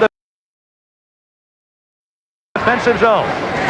Fort yanks down the Soviet player Makarov. Goulet leaving the puck for Wilson. He's bothered by Krutov. Unable to keep the puck in at the point, Pervukin. Larionov turns it back. And Makarov in possession. The Soviets changing on the go.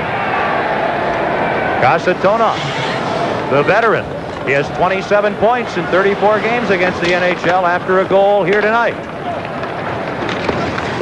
Sematov, who was injured hitting the goalpost after scoring, back on. He's number 30. Doug Wilson whipping the puck around. Esa Tikkanen on with Mario Lemieux and K.Lemьe. Soviets shoot the puck back in. Pervukin. Bjor leaves it. Doug Wilson has it. Up the middle. Out of the reach of Tikkanen. No icing. Vasily Pervukin getting the puck quickly to center ice. Semenov gives it off to Svetlov.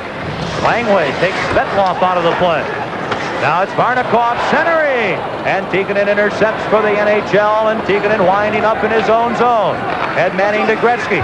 Little flip pass to Yari Curry and a nifty poke check by Tatarinov. The Soviets grab the puck in their own zone.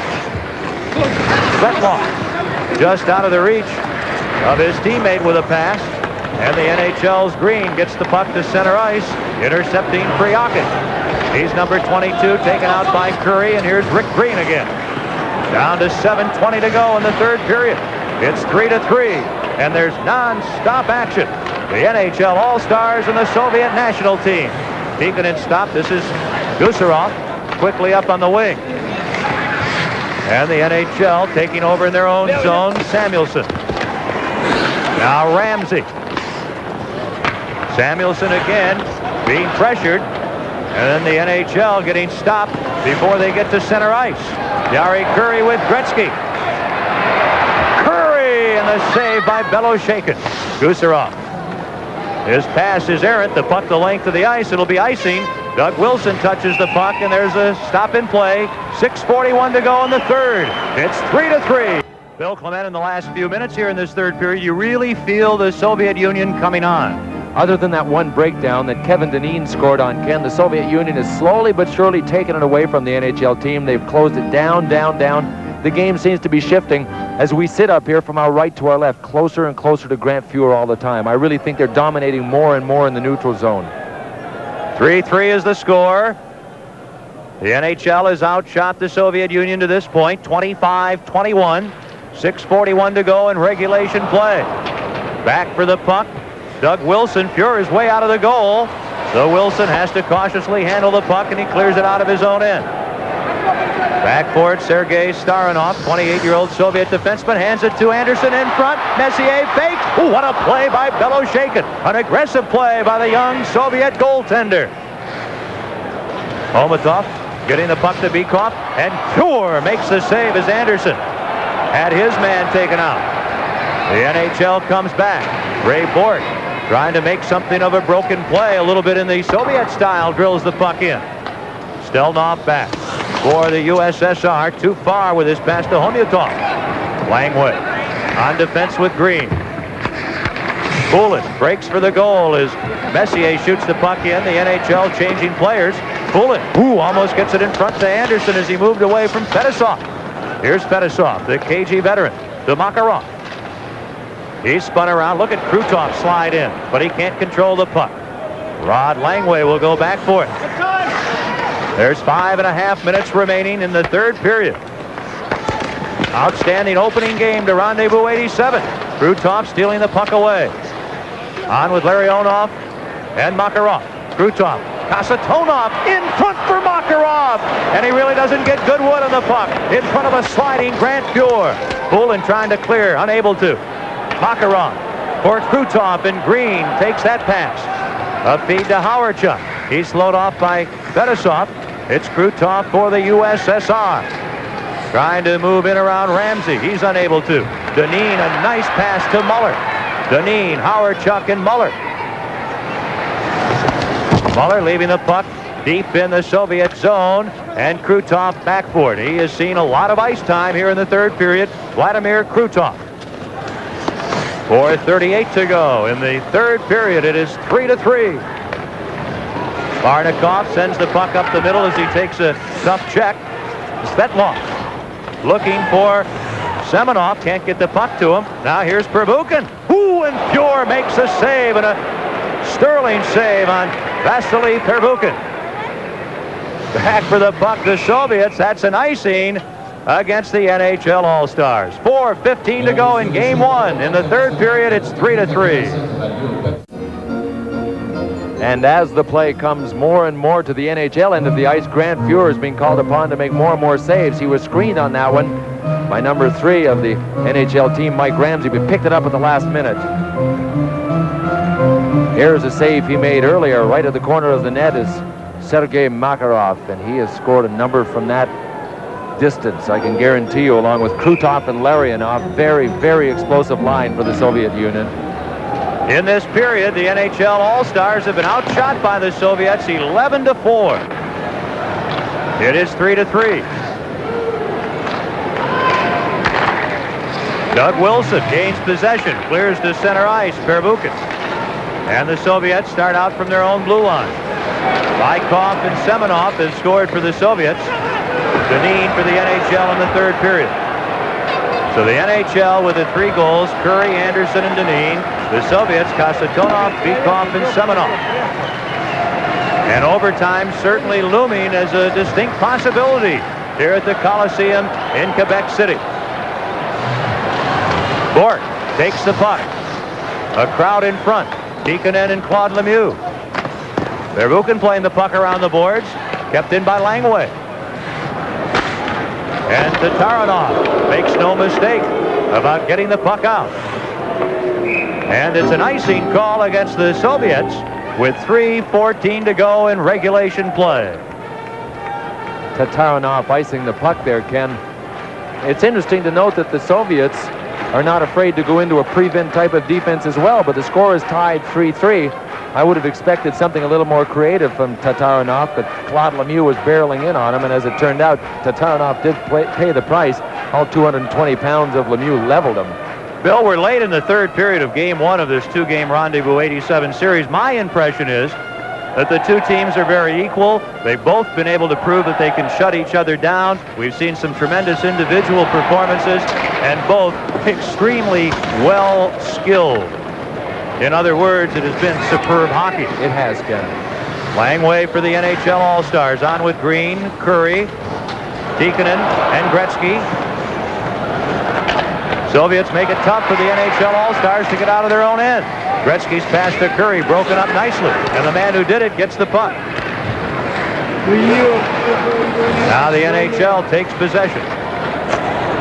Green over to Ramsey. He'll shoot it in. The Sabres veteran defenseman dumping it in. Gusarov. Homutov. Up the middle for Seaman. Now it's Gretzky, one-on-one. Around Gusarov. Gretzky shoots, hits the side of the net. I'll tell you, you want to see a young defenseman scramble. That's what Alexei Gusarov did, and scrambled in a hurry. The play is offside. NHL All-Stars. There's 2:14 to go in regulation play, and it is 3-3. You know, Ken, that is one of the first times in this game that the Soviets have allowed Wayne Gretzky to become isolated one-on-one in an offensive situation with one of their players. This time it's Gusarov. Gretzky basically blows around him.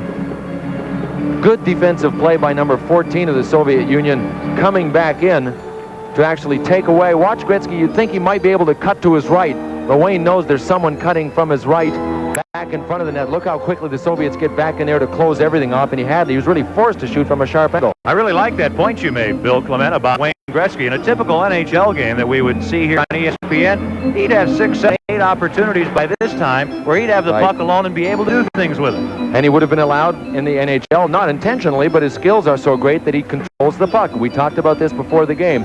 When you control the puck in the Soviet zone, you buy time, break down. They have been wonderful at turning over the puck when the NHL has possession of it in their zone. They make that concerted effort, and we really haven't seen Wayne Gretzky hang on to it long tonight in the Soviet zone.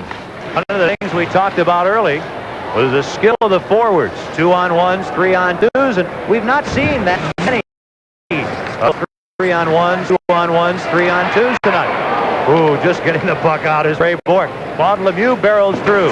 Barrels away with Mario Lemieux. Kamensky does a nice job stopping Claude Lemieux. Here's Homutov. The 1:42 to go in regulation play. The Soviets on the attack. He can't get around Doug Wilson. There's a fine play. Then Mario Lemieux stops Beakoff. It's Kamensky for the Soviets. Lead at the defense. Fetisov in the middle of Makarov. It's 3-3 with 1:26 to go in the third period as Makarov falls down. Mario Lemieux with Dave Poulin. Mario Lemieux. He shoots. He scores, and Poulin may have deflected it. The NHL takes the lead with 1:15 to go in the third period.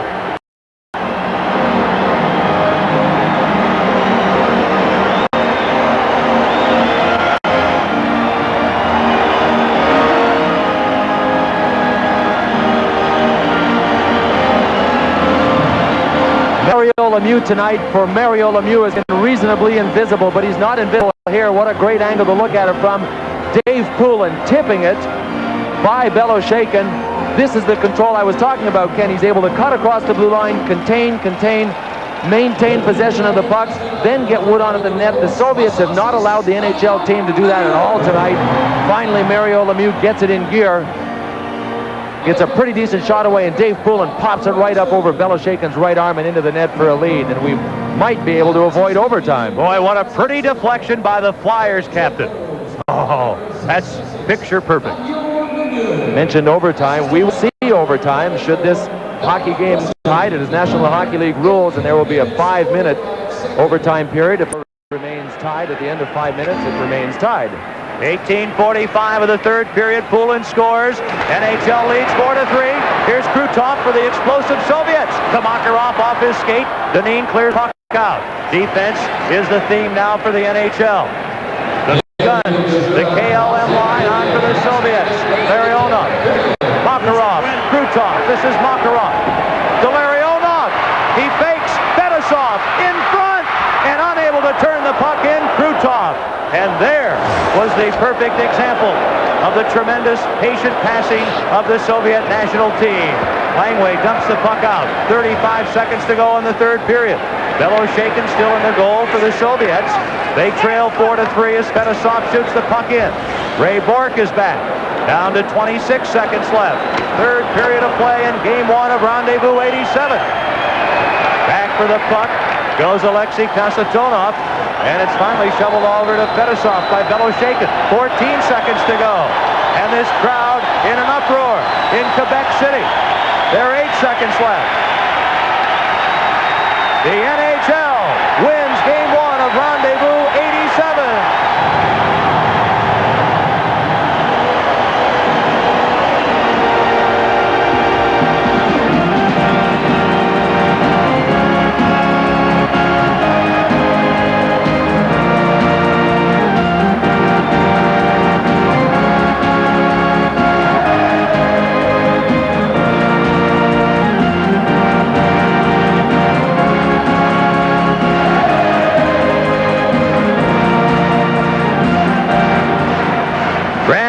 had quite a night. The Soviets do not pull their goalie. What an opportunity, NHL style that would have been. Beloshakin stands and watches. The NHL wins it 4-3 on a goal at 18:45. They give it to Mario Lemieux, but it certainly looked like a Dave Poulin goal. At any rate, the NHL All-Stars win Game 1. It just sets the stage for Friday night. Doesn't it, Ken?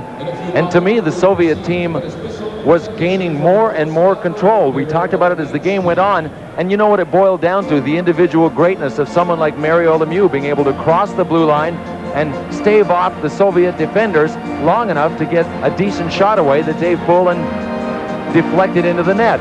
Here's Lemieux crossing the blue line, trying to buy time. Fedosov, number 2, as good as he is defensively and offensively, was unable with that long reach that Lemieux has to make any headway in checking him. The goal was a result of Lemieux's individual greatness. It was the first time we really saw Mario in the game. Really it was, and he saved it for a good time, didn't he, as far as the NHL team is concerned? And interestingly enough, just after, Wayne Gretzky had his big opportunity of the night. Beloshakin hanging from the net. He realizes it's interesting to note, too, that the Soviets never pulled Beloshakin. They had the puck right in behind Grant Fuhrer with 40 seconds to go, did not make a move to pull Yevgeny Beloshakin from their net. It's not their want, usually. They've got the official scoring now down on the winning goal, Dave Poulin from Mario Lemieux and Doug Wilson at 18:45, and certainly a happy international crowd with some NHL partisans here in Quebec-City tonight. That was, I thought, a wonderful hockey game. Enjoyment, closely played. Super start to Rendezvous-87. Game 1, the final 4-3 NHL All-Stars over the Soviet national team. Don't go away. There's more to come from Quebec City on ESPN.